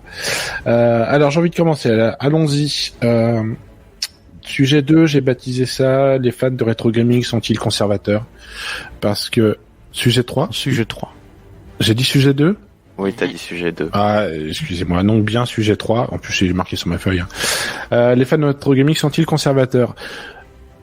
Qui prend la parole sur quel est le profil psychologique du rétro gamer ? Comment on pourrait le définir ? Qui se lance ? Je vais y aller. Alors, le rétro gamer, comme on peut l'appeler, ou fan de rétro gaming, je pense qu'il y a un côté nostalgique. C'est quelqu'un qui aimait des choses quand il était jeune et qui ne retrouve pas ces choses-là aujourd'hui. Donc, généralement, le nostalgique des choses de quand il était enfant, généralement, ça revient vers l'âge de après le lycée, je pense, quand on a fini avec les conneries du lycée et qu'on se remet un peu en fait, il y a pas mal de gens qui se remettent à s'intéresser à des choses qui les intéressaient quand ils étaient enfants. Bien sûr, j'en fais partie. Et en fait, donc du coup, les gens intéressés par le rétro gaming, mais je pense que c'est pas forcément les jeux en eux-mêmes qui les intéressent, parce que c'est vrai que les jeux, c'était je pense qu'aujourd'hui les jeux vidéo sont quand même de meilleure qualité que les jeux d'époque, mais c'est plutôt en fait une émotion et revivre une expérience, revivre un peu l'insouciance de l'enfance, les mercredis après-midi avec les copains, des choses comme ça, je pense. Bennett, je te je partage une partie de ton opinion, mais surtout la période du lycée où c'est vrai que tu joues plus trop aux jeux vidéo, et puis après c'est vrai que tu travailles, donc tu as un pouvoir d'achat, et puis tu te remets à collectionner un petit peu. Après, il n'y a pas forcément que de la nostalgie. Moi, ce que j'aime bien aussi, c'est le niveau de difficulté des jeux 80-90. C'est quand même autre chose que les jeux d'aujourd'hui. C'est ça, moi, que je reproche un petit peu. C'est pour ça que je suis conservateur au moins là-dessus. C'est-à-dire que je trouve qu'aujourd'hui, c'est beaucoup trop facile. Après, à part les Dark Souls et compagnie, les Sekiro, qui sont quand même un petit peu plus relevés. Mais c'est le niveau global du jeu vidéo pour moi qui a baissé. C'est pour ça que j'aime bien les oldies, quoi, tout ce qui est vieux jeu, quoi. Moi, pour donner mon avis rapidement, moi je rejoins ce que tu as dit, Julien, sur le fait de retrouver un peu des sensations, mais et des plaisirs avant, mais j'insiste aussi sur le fait que je trouve que un bon nombre de ces jeux étaient vraiment de qualité. Et je pense que tu seras d'accord aussi avec ça, mais j'aurais pointé ça parce que l'impression de jouer, on joue pas à ces jeux-là pour uniquement retrouver les jeux qu'on jouait quand on était petit, parce que les gens qui font ça, par exemple, si on ressort un Sonic ou un truc comme ça, les gens vont dire je joue à ça, ils vont jouer 10 minutes et puis c'est fini.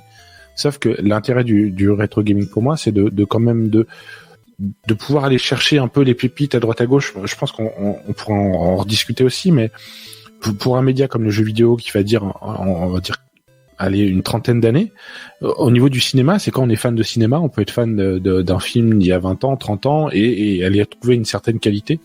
Et je trouve que c'est des choses qu'on peut appliquer aux jeux vidéo.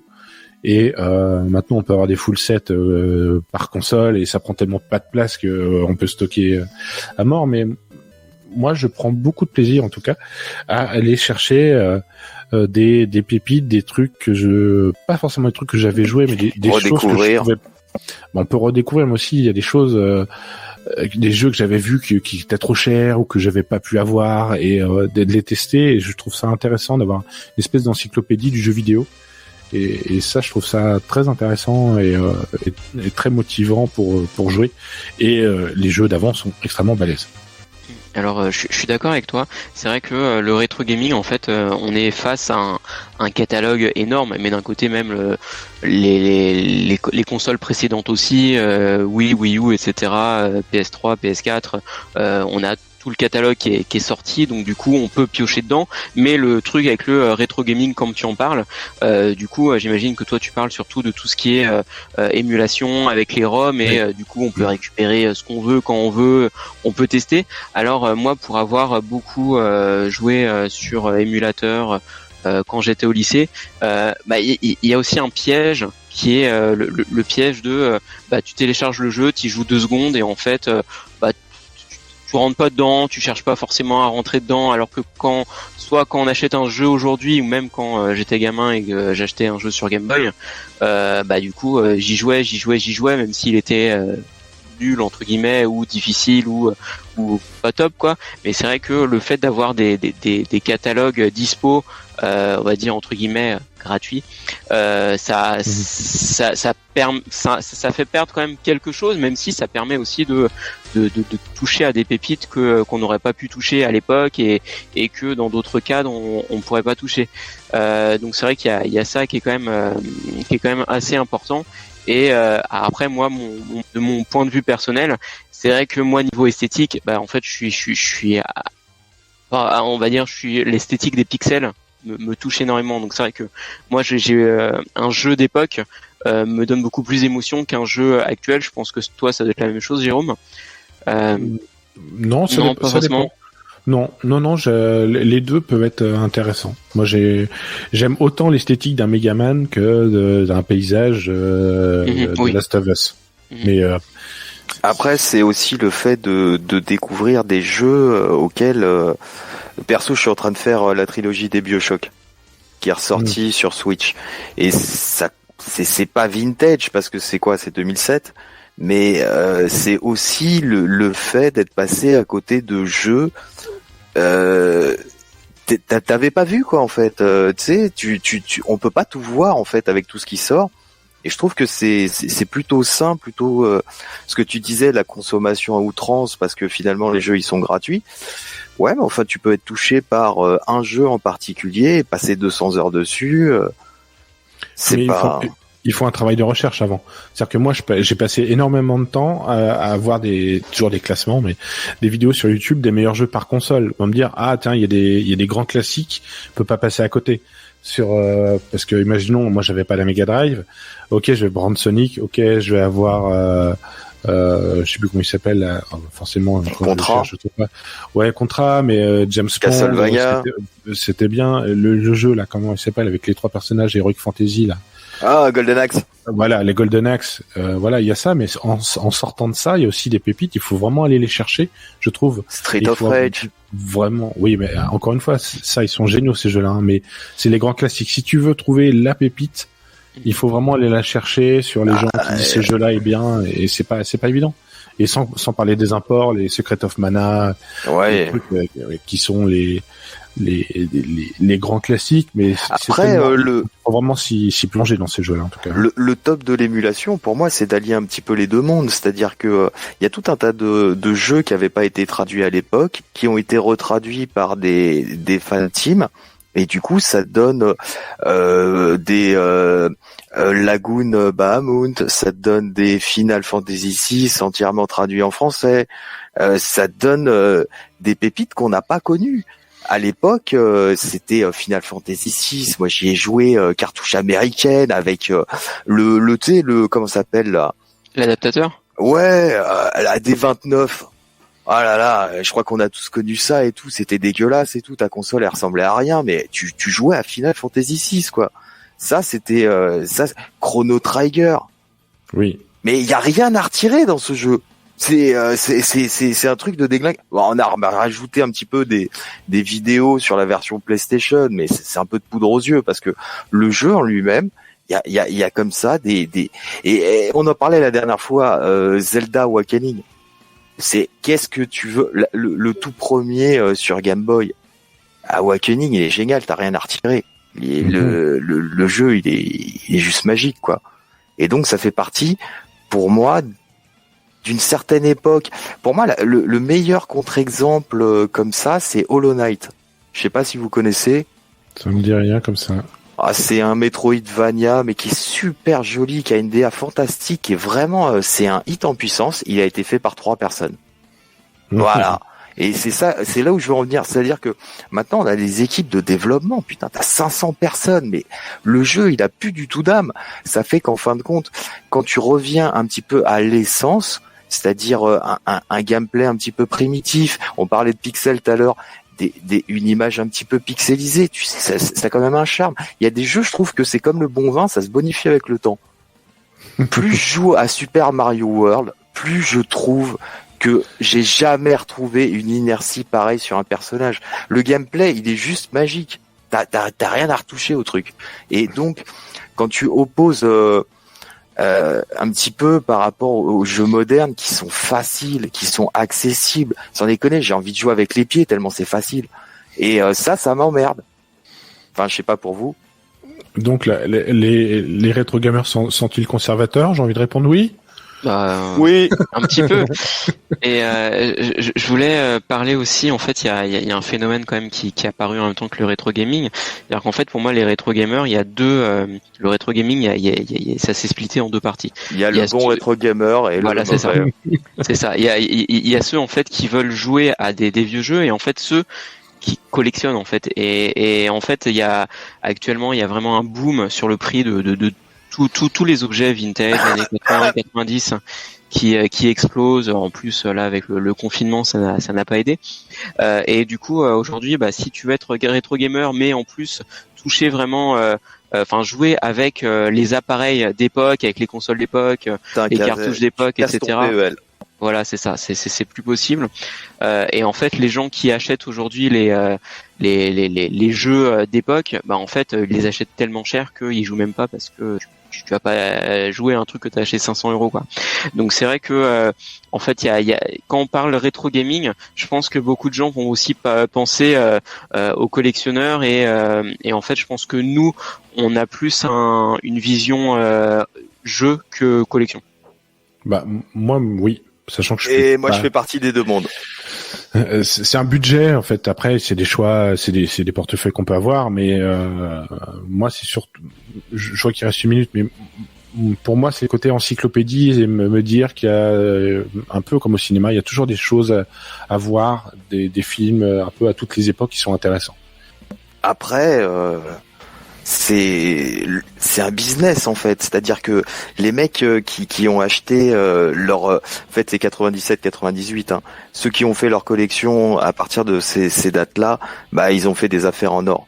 Et c'est vrai que maintenant, le jeune collectionneur qui débarque aujourd'hui, pour toucher de la NES, de la Super Nintendo ou de la Mega Drive, ça va être compliqué.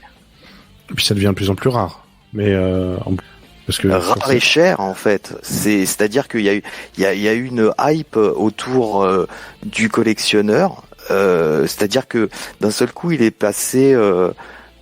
Sans déconner, hein, tu sais, j'allais dans les caches converteurs dans les années 2000, limite on me jetait des pierres, genre qu'est-ce que tu fous avec ces vieilleries, quoi. Tu sais, il y a la PlayStation et tout, toi tu joues avec des pixels et tout, donc tu vois, il y avait un petit peu ce syndrome et c'est vrai que le confinement a pas aidé, parce que on s'est tous retrouvés un petit peu en mode tiens, qu'est-ce qui me ferait plaisir un petit peu, tu sais, le besoin de se rassurer, Madeleine de Proust et compagnie, donc tu ressors les vieilles consoles et tu dis tiens, il manque et voilà. Et il y a des gens qui complètent leur collection comme ça. Après, il y avait pas mal les vides-greniers en fait pour suivre sur pas mal de. Ah, c'était ouf ça. Ouais, des gens qui ramènent des trucs. Faut se lever très tôt, hein. Mais c'est vrai, c'est ça qui a déclenché la hype. Les mecs ont balancé des photos de leurs collègues sur les réseaux et boum. Bah, tout ce qui est rare prend de la valeur forcément. Tout ce qui est demandé prend de la valeur. Ah, oui, c'est vrai. Et c'est ça qui change. Bon, en tout cas, le rétro gaming a encore des beaux jours devant eux, et c'était pas les hypes de mini NES ou de mini Super NES. Voilà, c'est des gadgets pour des gens qui veulent jouer 10 minutes avec. Et c'est pas, voilà. Mais en tout cas, il y aura toujours des tournois de Street Fighter 2 quelque part. Ouais. Et ça, c'est cool. Bon, il est l'heure maintenant de passer aux chroniqueurs vous répondre. Donc j'attends vos avis et vos conseils avisés. Donc tout de suite, jingle, les chroniqueurs vous répondent. Vite, servez-moi. Je sais plus quoi faire. Je suis vraiment perdu. Donnez-moi votre avis. S'il vous plaît, j'ai besoin d'aide. Vite, aidez-moi. Les chroniqueurs vous répondent. Alors, ça va aller très vite parce qu'on est un peu pressé par le temps. Courrier. Alors, je rappelle pour les auditeurs, hein, on reçoit beaucoup de courriers à la radio et des gens qui nous demandent de l'aide et des solutions à leurs problèmes. Donc, je pense que vous pourrez y répondre. Ouais. C'est énorme ce courrier, c'est énorme. C'est énorme. Alfred de Gotham City. Bonjour, je suis un vieux monsieur. Cela fait des décennies que je travaille au même endroit. Je vous écris en toute discrétion, donc je ne vous donnerai que mon prénom et la ville où je réside. Je travaille pour un mec imbuvable, arrogant et solitaire. Tout ça car il a perdu ses parents. Pensez-vous que je devrais prendre un avocat pour pouvoir enfin entamer une retraite bien méritée? Comment on peut aider Alfred de Gotham City? Bah, je pense que, sachant que son patron c'est l'homme le plus riche de la ville, peu importe l'avocat qui l'embauche, l'autre aura un meilleur avocat, donc il se barre et puis c'est tout. Il fait abandon de poste? Change de nom. Bah ouais. Change de nom? Ouais. Il s'appelle Albert. Albert de Gotham City. Bon, on espère une bonne retraite pour toi, Alfred. Edith de Boboche. Bonjour la radio. Mon fils de 7 ans est fan de super-héros. Depuis qu'il a découvert Spider-Man, ce n'est plus le même. Il se montre extrêmement opposant. Cela fait une semaine qu'il va à l'école en mettant systématiquement son slip par-dessus son pantalon. La maîtresse a essayé de me joindre à plusieurs reprises par téléphone. Je ne sais pas quoi lui répondre. Pouvez-vous m'aider? Et il faut qu'elle change de numéro de téléphone. Faut prendre plutôt l'ICA mobile, plutôt... Faut juste qu'elle change de numéro de téléphone et... Non, mais sinon on lance la mode, hein. On lance la mode et le gamin il sera plus tout seul, le prof il pourra plus rien dire. Hein. C'est bien, c'est contre le harcèlement, bien joué Julien. Je suis contre cette mode. Écoute, au début on est contre et puis après on se plie, hein, tu sais. L'essayer c'est l'adopter, mais là non. Courrier de Jamila de Bagnolet. Bonjour, je vous écris car je suis au fond du trou. Lors d'un repas entre collègues où j'étais présent, quelqu'un a dit à mon mari qu'il avait des faux airs de Patrick Swayze. Depuis, ce n'est plus le même. Cela fait plusieurs jours qu'il me porte à bout de bras dans le salon. J'ai déjà cassé 2 luminaires. De plus, il s'est mis à la poterie. Nous en sommes déjà à notre 4e vase. Je ne sais plus quoi faire. Dur. Je pense qu'avec la poterie, il peut faire des luminaires et comme ça, il en crée des nouveaux à chaque fois. C'est une bonne idée. C'est une très bonne réponse. Courrier de Hervé des Lilas. Je sais pas ce que c'est, ce que t'as mis, Franck. On n'entend pas trop, mais c'est pas grave. Hervé Delila. Bonjour, je suis fan de Mario depuis longtemps. Depuis la fin du confinement, j'ai rencontré une charmante jeune femme, belle et intelligente. Elle est végétarienne et très impliquée dans la défense des animaux. Je trouve cela très bien. Mais quand je joue à Mario, elle refuse que je saute sur les tortues. Or, je suis parfois obligé. Elle menace de me quitter si je continue. Que dois-je faire? Il joue à Tortue Ninja. Ah, bien joué. C'est une façon de valoriser les tortues. Ouais, mais enfin, tu tapes un sanglier et un phacochère, donc c'est vrai. C'est le mal. C'est vrai. C'est vrai aussi. Downgrade joue à Space Invader. Voilà. Au moins, on tue les extraterrestres. C'est la légitime défense. Ouais. Tout à fait. Courrier de Toto de Lanou. Bonjour, enfant, j'étais fan des jouets G.I. Joe. Depuis, je m'interroge sincèrement sur une possible manipulation de constructeurs de jouets. Après tout, l'armée, la guerre, tout ça, est-ce que c'est vraiment un jeu? Et peut-on en jouer? Non, mais tu joues pas avec la guerre. J'aime pas je suis contre les armes pour les gosses. On joue pas avec. Désolé. Ouais, je vois pas trop comment l'aider notre copain de Lanou là. Bon. Bah tu resteras à Lanou. Didier Dupré-Saint-Gervais. Bonjour Jérôme. Oui, ça m'est adressé à moi, ça me fait plaisir. Je suis là, je suis fatigué, je vis un enfer. J'ai épousé Eliane en connaissance de cause, mais je crois que je commence à perdre patience. Eliane est fan de Sylvester Stallone. Je le savais quand on s'est mariés. Nous devons partir cet été en haute montagne pour faire de la randonnée et de l'alpinisme. Nous sommes allés à Decathlon pour nous équiper. Une fois sur place, Iliane n'a rien voulu s'acheter. Elle a dit au vendeur que dans le film Cliffhanger, Stallone réussissait à survivre en t-shirt dans la neige et que si lui il y arrive, elle peut aussi. Le vendeur a appelé la sécurité pour nous virer. J'envisage de faire J'envisage de faire une pause avec elle. Suis-je trop sévère? Ah Bennett, attention, on t'entend. J'en peux plus. Oui, tu es trop sévère. Trop sévère? Beaucoup trop. Julien? Non, franchement, autant qu'il prenne le challenge, quoi, parce que si elle le réussit pas, au moins il est débarrassé, quoi. C'est vrai. Parce que si Stallone il y arrive, je sais pas pourquoi il y arriverait pas. Ah ouais. Nestlé de Bagnolet. Bonjour Radioms. Je vous écris car les huissiers, c'est dur à dire parce qu'il y a un H comme dans haricot. Les huissiers sont venus saisir ma maison dans quelques jours. Je suis à la recherche d'une carte au trésor, genre le trésor de Willy Le Borgne. Quelqu'un a-t-il ça dans son tiroir? C'est dans un cadre, non? C'est peut-être dans un cadre. Alors, ouais, faut que regarde dans les cadres, hein, je sais pas, faire un truc. À la recyclerie, peut-être. Ah, la recyclerie. Va chez Emmaüs, tu pètes tous les cadres. C'est possible. Faut lui dire de faire les brocantes. C'est super Neptune. Je suis allé tout à l'heure. C'est pas mal. Ou sinon, tu peux lui répondre que moi, quand j'étais à l'école primaire, en fait, je pensais que autour de l'école d'Hydro 1, donc vers le lycée Jean Jaurès, etc., il y avait un trésor enterré quelque part. Donc, il peut essayer de creuser par là. Ah, c'est pas mal ça. C'est une légende, ça. Il n'y a pas de trésor. C'est mignon. Il n'y a pas de trésor. pour sortir la ville du surendettement. Courrier de Jean-Phi de Robespierre. Bonjour, mon fils me réveille toutes les nuits. Certes, il a 7 ans et il est inquiet pour sa rentrée en CE1, mais là, ma patience a des limites. En plus, on dirait qu'il fait exprès pour m'embêter. Il rentre en pleine nuit dans notre chambre, il répète avec une voix débile « Red Rum » pour faire son intéressant. Je dors mal et ma femme pareil. Aidez-nous. Il faut qu'il marque chambre 424 sur sa porte, comme ça il sera plus emmerdé. C'est la 423.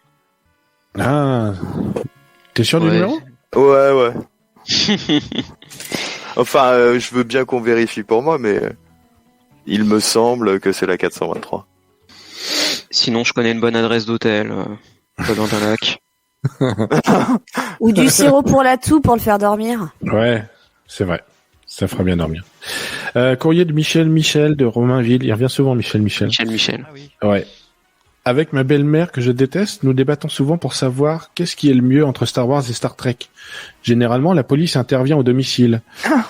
Je suis un peu fatigué de tout cela. J'aimerais que l'on puisse continuer à s'insulter, mais sur un autre sujet. En avez-vous? Est-ce qu'il y a un sujet un peu un peu polémiques sur lesquels Les fans de Pokémon. Chocolatine et pain au chocolat.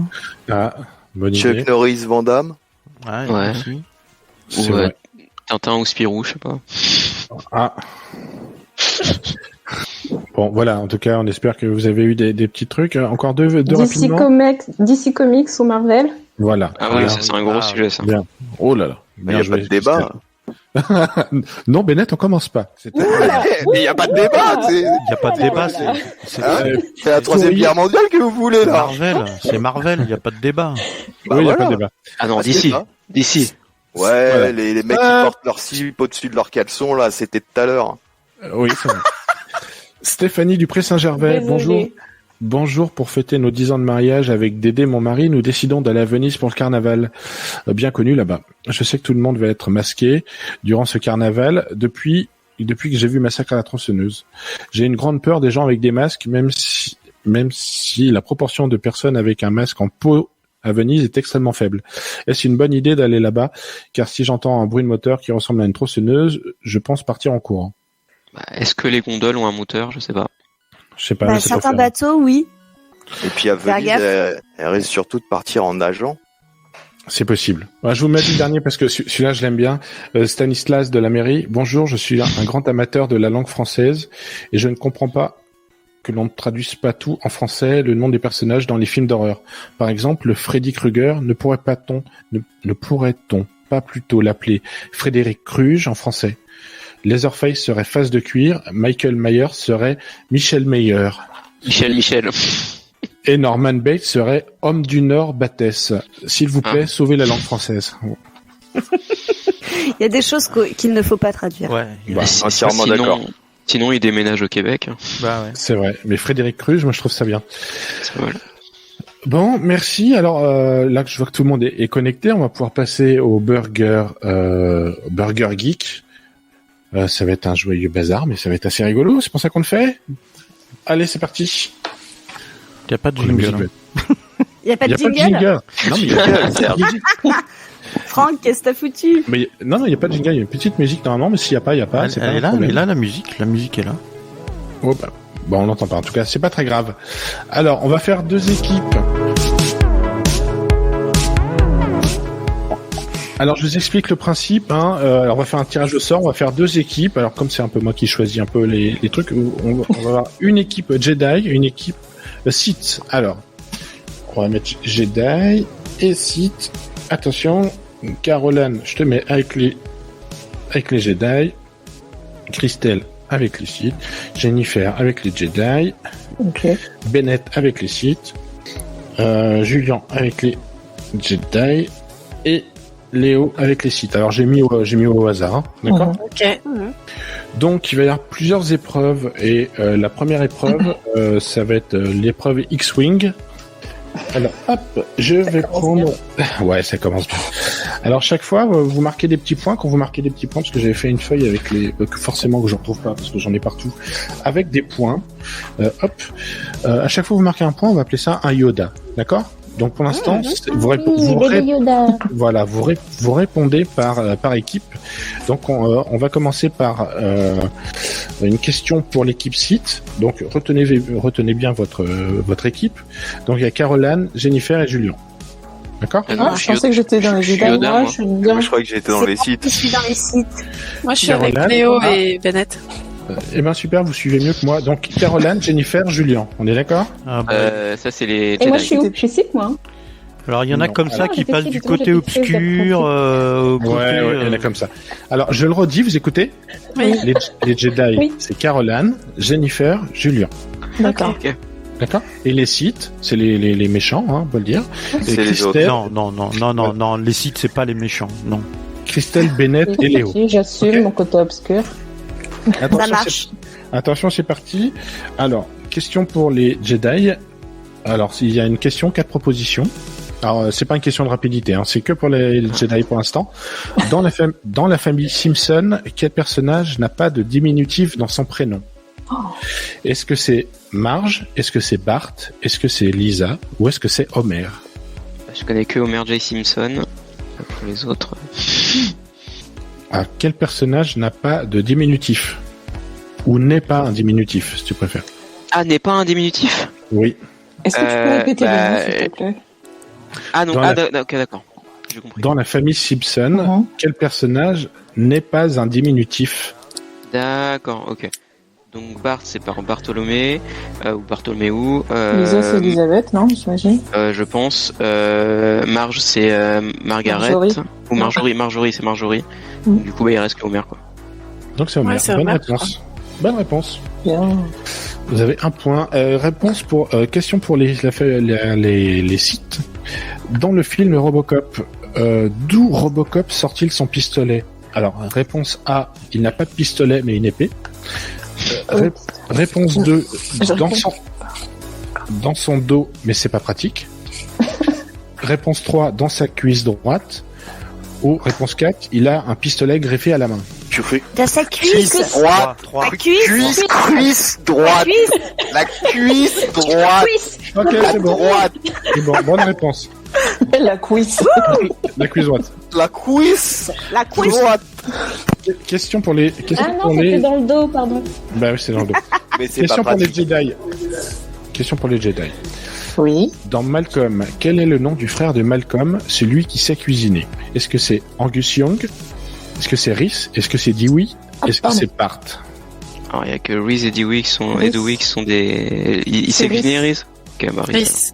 Ouais. Rhys. Bonne réponse. C'était un peu facile, après ce sera plus dur. Question pour les sites. Oui. Question pour les sites. Dans la série Walking Dead, quel héros n'existe pas dans la BD? Est-ce que c'est Daryl? Est-ce que c'est Michonne? Est-ce que c'est Carl? Ou est-ce que c'est un zombie qui s'appelait Hervé avant? C'est Daryl. Je sais pas. Hervé. J'ai pas Répète regardé, les noms. désolé. Daryl, Michonne, Carl ou un zombie qui s'appelait Hervé avant? Non, c'est Daryl. Michonne, elle existe. Vous êtes sûr? Michonne, elle existe, ouais. C'est celle avec son katana. Désolé. Ouais. Ouais, elle existe bien, c'est Daryl. Daryl, oui, Daryl. Bonne réponse pour les sites. Question pour les Jedi.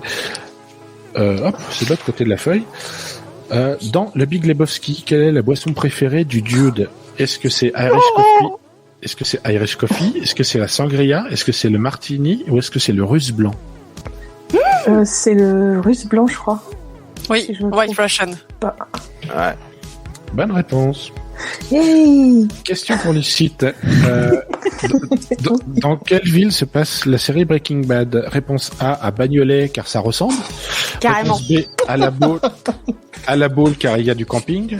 Réponse 3, à Albuquerque. Et réponse 4, à Montreuil-Narvalo. À Montreuil-Narvalo, hein, Montreuil. On peut donner comme question. Albuquerque. Albuquerque. Très bien. Une dernière question pour chacun. C'est pour les Sith et les Jedi? Non, c'est pour les Jedi. Quel est le célèbre couple de détectives du paranormal? Réponse A, Mulder et Scully, c'est une évidence. Réponse B, Sherlock et Dr. Watson, mais ça devait rester caché. Réponse C, Véronique et Davina. Et réponse 4, Ben et Nuts. Inspecteur Gadget. Ben et Nuts. J'ai une idée, mais je préfère ne pas la À cause communiquer. du Lycra, Véronique et Davina. C'est ton dernier mot, Léon? Mais non, mais je suis pas l'équipe Jedi. Ah, c'est vrai. Heureusement. Bon, vous avez dit quoi, là? Parce qu'il faut que je valide avec le grand geek. Réponse A. Et dernière question pour les sites. Dans quelle série retrouve-t-on la femme à la bûche? Réponse A, X-Files, car il y a des forêts. Réponse B, Twin Peaks. Réponse 3, les Simpsons, car il y a aussi des femmes avec les chats. Et réponse 4, Sliders, que je connais pas comme série. Twilight. Mais La Caroline, elle avait une idée, non? Twin Peaks. oui. Twin Peaks, bien entendu. Parfait. Log Lady. Ça, c'est fait. Donc, pour l'instant, vous êtes égalité. En même temps, c'était facile. Vous avez 4 points chacun. D'accord? On va passer maintenant à c'est Anakin ou Obi-Wan, ça s'appelle l'épreuve. Alors, encore une fois, c'est à tour de rôle. Allez, on va demander Julien, est-ce que tu choisis A ou tu choisis B? Bah, j'ai dit A, donc ce sera. Tu dis A, d'accord. Donc c'est parti. Alors ça va être, c'est uniquement les Jedi qui répondent, hein. D'accord? Après, ça sera au tour des sites de répondre. Attention, alors c'est Chuck Norris ou Chucky ou les deux. D'accord? Donc, il y a 10 propositions.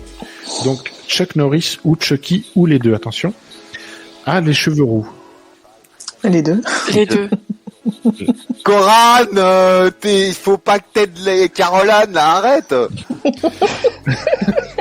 Si, c'est les Jedi, hein. Mais on peut pas couper son micro. Non, Caroline, elle est Sith. Non, Non, je suis Jedi. non, elle est Jedi. Alors, Tu suis pas. D'accord, je me tais. C'est Léo qui est cité avec nous. Oui. Ouais. Ah, Alors, d'accord. faut qu'on avance, hein. Alors, ça c'est un.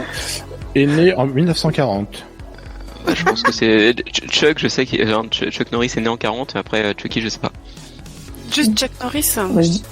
Ouais, Chuck Norris peut-être seulement, Chuck non Norris, ouais. Ouais, c'est Chuck Norris. Un. Fout un peu les jetons.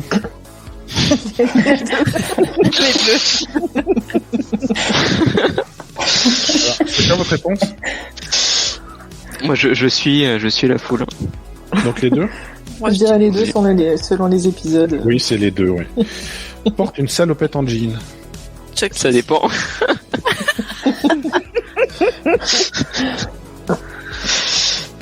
Moi, je pense qu'il était en jean et en Santiago tout le temps. C'est surtout jean et basket, ouais. Ouais. Allez, on va dire. Tu vas Chucky? Non, c'était les deux. Dommage. Ah ouais? Mais dans quelle œuvre? Ah bah, j'ai tapé Chuck Norris salopette et je trouvais des images de merde. Je vais regarder tout de suite. À toi les trouver ça. Hein. Je voulais voir cette photo. C'est truqué, A c'est perdu truqué. contre Bruce Lee. A perdu contre Bruce Lee. Ah, c'est Ah, Chuck bah, Norris. Chuck Norris. Chucky, Chucky. Ouais. Chucky. A déjà compté jusqu'à l'infini 2 fois. Ça, c'est... Chuck Norris. Pardon. Oh bah. Faut pas aider l'équipe adverse. Même Ah, Caroline, toi t'étais. Chuck Norris, effectivement. A Le seul qui a eu donné la réponse. au moins un fils. Ah bah, les deux, je pense. les deux, Les je deux. pense. Oui, les Ouais, deux. les deux. Parce que t'as le fils de Chucky. Et oui, Tout à fait. et il a 2 fils. Milite en faveur du port d'armes. Chuck Norris.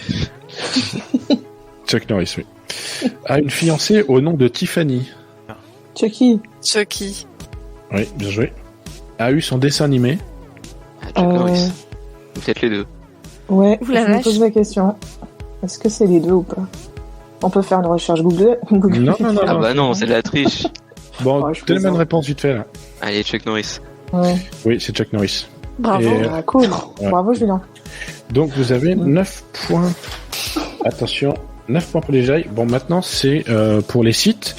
Attention, ouais. À vous les C'est sites. d'eau. Alors, c'est vous. Bah, justement, tu fais la bonne voix parce que c'est la même chose, sauf que c'est Rambo ou Dumbo. Les deux. Ok. Mais non, c'est pas possible. Alors, on y va. Donc, Rambo ou Dumbo, ou les deux, est un Les personnage de roman. Les deux. Oh, Dumbo. Les deux. Les deux. Les deux. Les deux. Les deux. Je suis. bon Oui, c'est les deux. Oui. Est un personnage qui ne parle pas. Ah bah c'est seulement Dumbo, mais presque hein. Presque. Ah il a 2 lignes de dialogue, donc ça Ouais, compte non, pas. mais c'est Dumbo. C'est Dumbo, oui. C'était pas ma guerre. Oui, bah toi, il le dit donc déjà, il ça. A des grandes oreilles. Bah Dumbo, Ah, Dumbo quand même. Hein. Dumbo. Ouais, quand même, allez. Ok, Dumbo. Bah ouais. Ok. A du mal à se faire accepter des autres. Les deux. Les deux. Les deux. Oui, les deux, c'est vrai. C'est pas sa guerre. C'était Rambo. pas sa guerre. Ah parce qu'il faut le faire avec l'accent parce que sinon. C'est vrai. Donc c'était Rambo, hein, effectivement. Rambo. Le nom vient d'une variété de pommes. Aucun. Il y a la solution, la possibilité. Aucun des deux. Non à mon avis il y en a au moins un. Rambo ou Dumbo ou les deux. Alors Dumbo peut-être. Bah, je dirais les deux parce que c'est trop bizarre. Ah, attention, vous êtes sûr là? Non. Parce que attendez, Non. ils ont 9 points si on se plante et tout, donc à mon avis, il faut bien réfléchir. Parce qu'il faut visualiser le truc. Est-ce que tu vois t'appeler une pomme Rambo? Je suis désolé, c'est pas très vendeur comme truc. Ouais, mais Ouais. est-ce qu'il y a un nom de pomme qui ressemble à Dumbo? Bah, Qui Dumbo, s'appelle c'est Dumbo. rigolo, tu vois, c'est Dumbo. Oh, c'est Dumbo. Alors c'est peut-être Rambo? La pomme Bah, Dumbo. Vous mettez La une- pomme Rambo. La pomme Rambo. C'est ça. Ouais, ça doit être ça. Ça doit être la pomme Rambo. Moi, je dis la pomme Rambo. Oui. La pomme d'amour Rambo. Son dernier film est sorti en 2019. Rambo. Ah non, attends, il y a eu un live de Dumbo aussi. Je sais pas quand c'était. Merde, c'est peut-être 2019. Là, les deux, moi je pense. Non. Attends.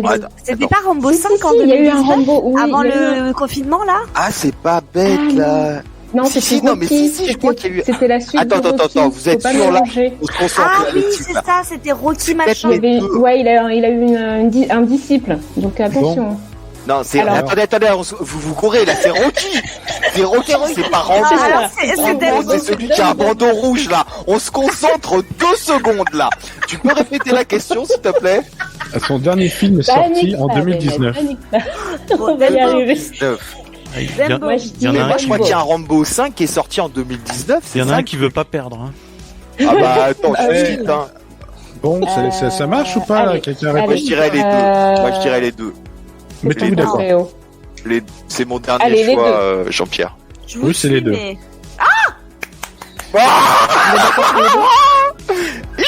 Attention, Bennett, tu satures un peu. On recule juste le micro.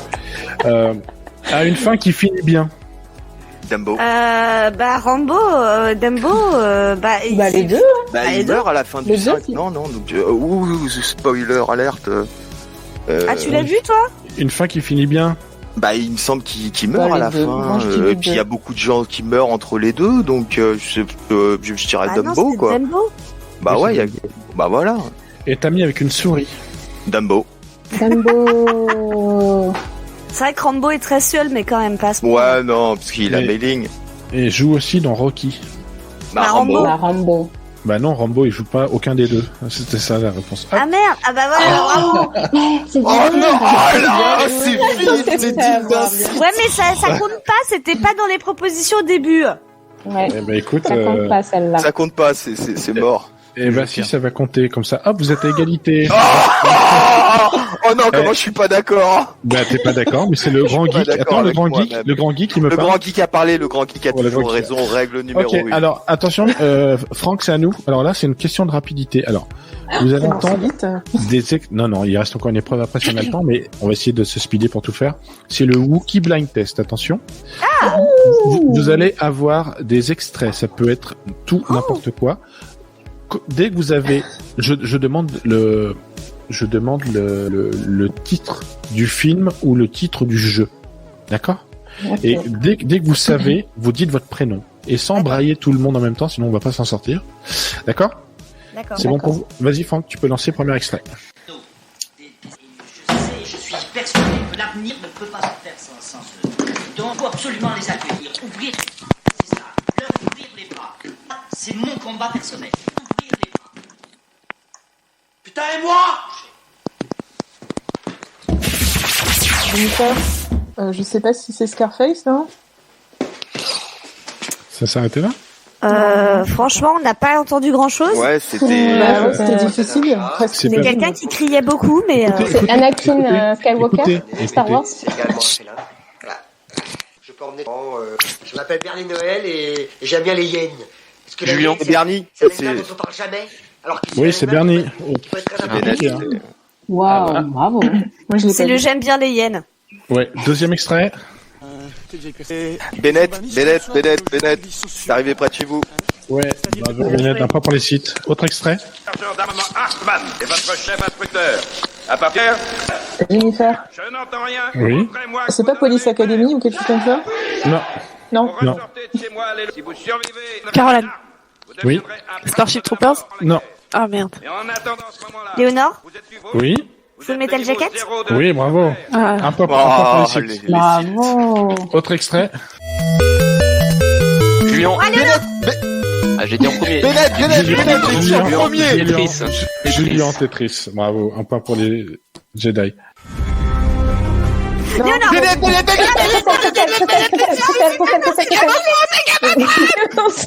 est dans la même équipe, Bennett. Ah bon? Alors, qui a dit ça? Non, je déconne. Alors, c'était un piège parce que c'était absolument pas un extrait de Blind Test. Donc c'était ça compte pas. Oh. Ah, d'accord, merci. Bah, non, mais parce que je la passe en fond, depuis tout à l'heure. C'est vrai. Vas-y. Ceci est un Magnum 44, le plus puissant revolver du monde. Il pourrait vous arracher la tête comme le Christelle. vent vous enlève votre chapeau. Inspecteur Harry. Oui, bravo Christelle. Ah, bien joué. Un point pour les sites. Je veux tes vêtements, tes bottes. Bennett, Terminator. Ouais, bravo. C'est Je veux tes vêtements, tes chaussures et les clés de ta moto. Ouais. Tu vas cracher le morceau.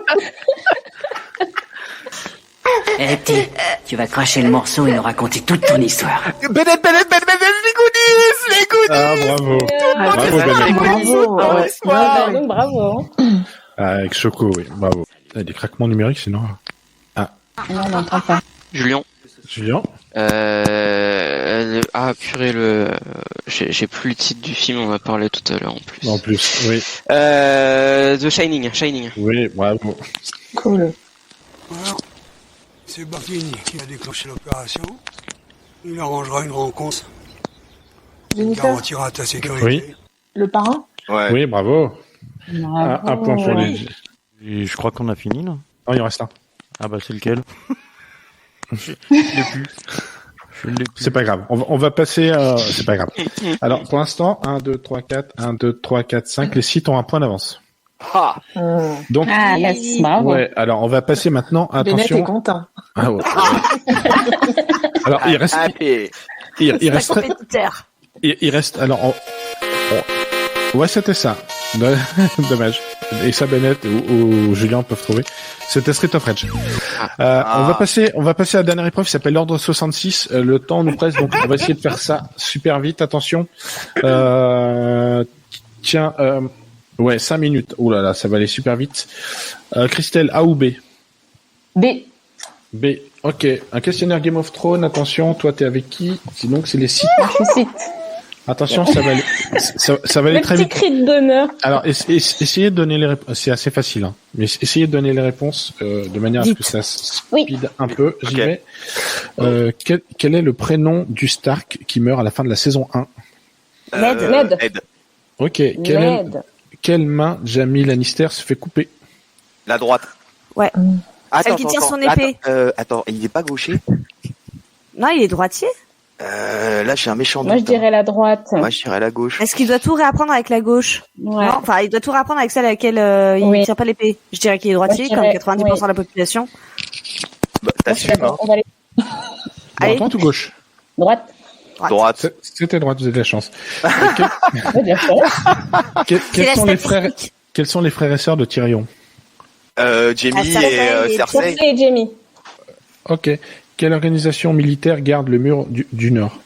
Au Nord. La garde de nuit. Les Night Night Watch. Watch. Night Watch. Les hommes en noir. 1, 2, 3, bravo. Finalement, à quelle maison appartient Jon Snow? À aucune, c'est un bâtard. C'est un Targaryen et un... Et un Stark, mais Et un il a... Stark. Et il On s'en c'est un fout, bâtard. il est les deux. Bon, un Targaryen. Ou on va aucun. dire. C'est bon, vous l'avez. Non, il n'y avait pas de piège. Comment est mort le frère de Daenerys? Il s'est fait couler un seau d'or fondu sur la tête, c'était sa couronne. Ouais. Bravo. Et alors, une question un peu dure. À 10 près, en 2019, combien y a-t-il eu de Daenerys en France qui sont nés? Oh, merde. À 10 près? En quelle année En 2019. Combien il y a eu de Genre à 10 près 180, peut-être, ça se trouve. Il y a Moi, beaucoup je de gens qui ont dirais des mauvais 2000. goûts, hein. 2000, tu crois? Oui, En les gens 2019. sont des dingues. En 2019, c'est En tout. 2019. Juste en 2019. Il y a des gens qui ont un tel mauvais goût. 200. 200, Allez. 300, ouais, 100, 200. Moi, je dirais Non, plus, hein, mais... C'était 81. Bon, voilà, j'ai... Ah, voilà. Ouais, d'accord. 1, 2, 3, 4, c'est mort. Ah, ça va, on a fait le reste. Alors, l'équipe Jedi, attention, c'est un menu Simpson. Alors, ici, on va se speeder. Ah, d'accord. Oui, je sais. Alors, on va se speeder. Quel est le nom de la maîtresse de Bart? Madame Crapabelle. Très bien. Comment Bien s'appelle joué. le fils du chef Wiggum? Ralph. Bien. Quelle est la particularité du poisson orange dans les Il Simpsons? a 3 yeux. Vous allez super vite. C'est de la triche. C'est Julien qui va. C'est Julien qui fait tout le boulot là. Oh ouais, moi je m'assure. C'est un travail d'équipe. Que collectionne Smithers? Les poupées Malibu Stacy. Eh non, c'est les objets pour gaucher. Non, c'est les poupées Malibu Stacy.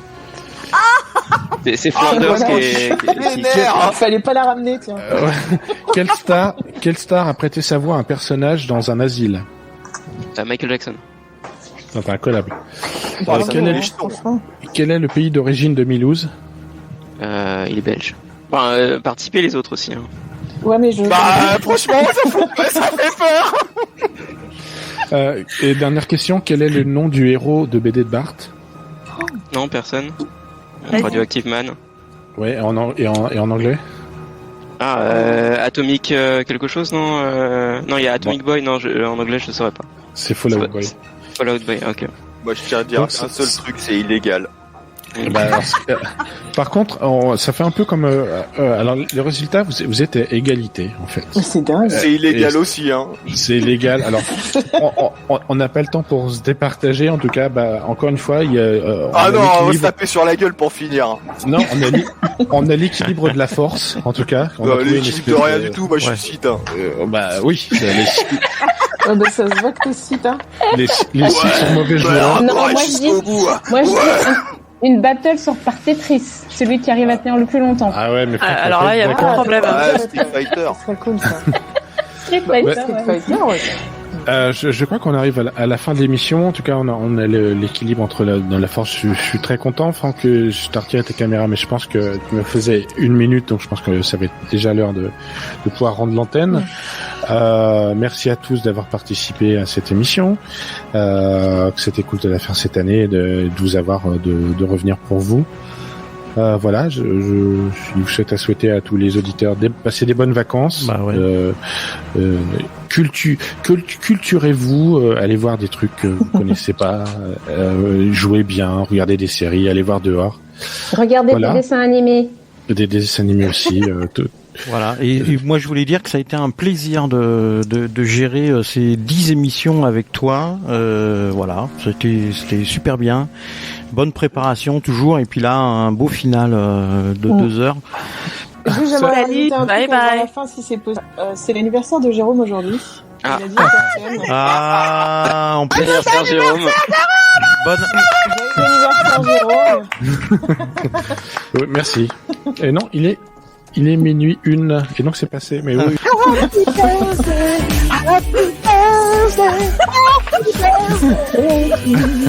Bon, on va pouvoir rendre l'antenne.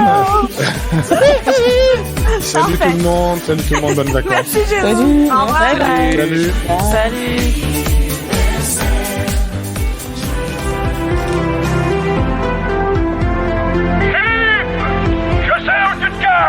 Vous dites que vous avez fabriqué une machine à voyager dans le temps à partir d'une DeLorean? Pour voir grand dans la vie, quitte à voyager à travers le temps en volant d'une voiture, autant choisir une qui est de la gueule.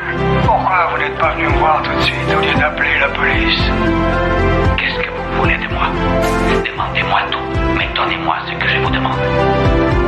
Qu'est-ce que vous demandez? Eh les mecs, allez, laissez-moi entrer. Alerte tout le monde. Ouais, C'est Choco. Oh, j'ai libéré les 2 euros. J'ai l'impression que tout est redevenu normal dans cette baraque. Ne te laisse pas détruire comme l'a fait Obi-Wan.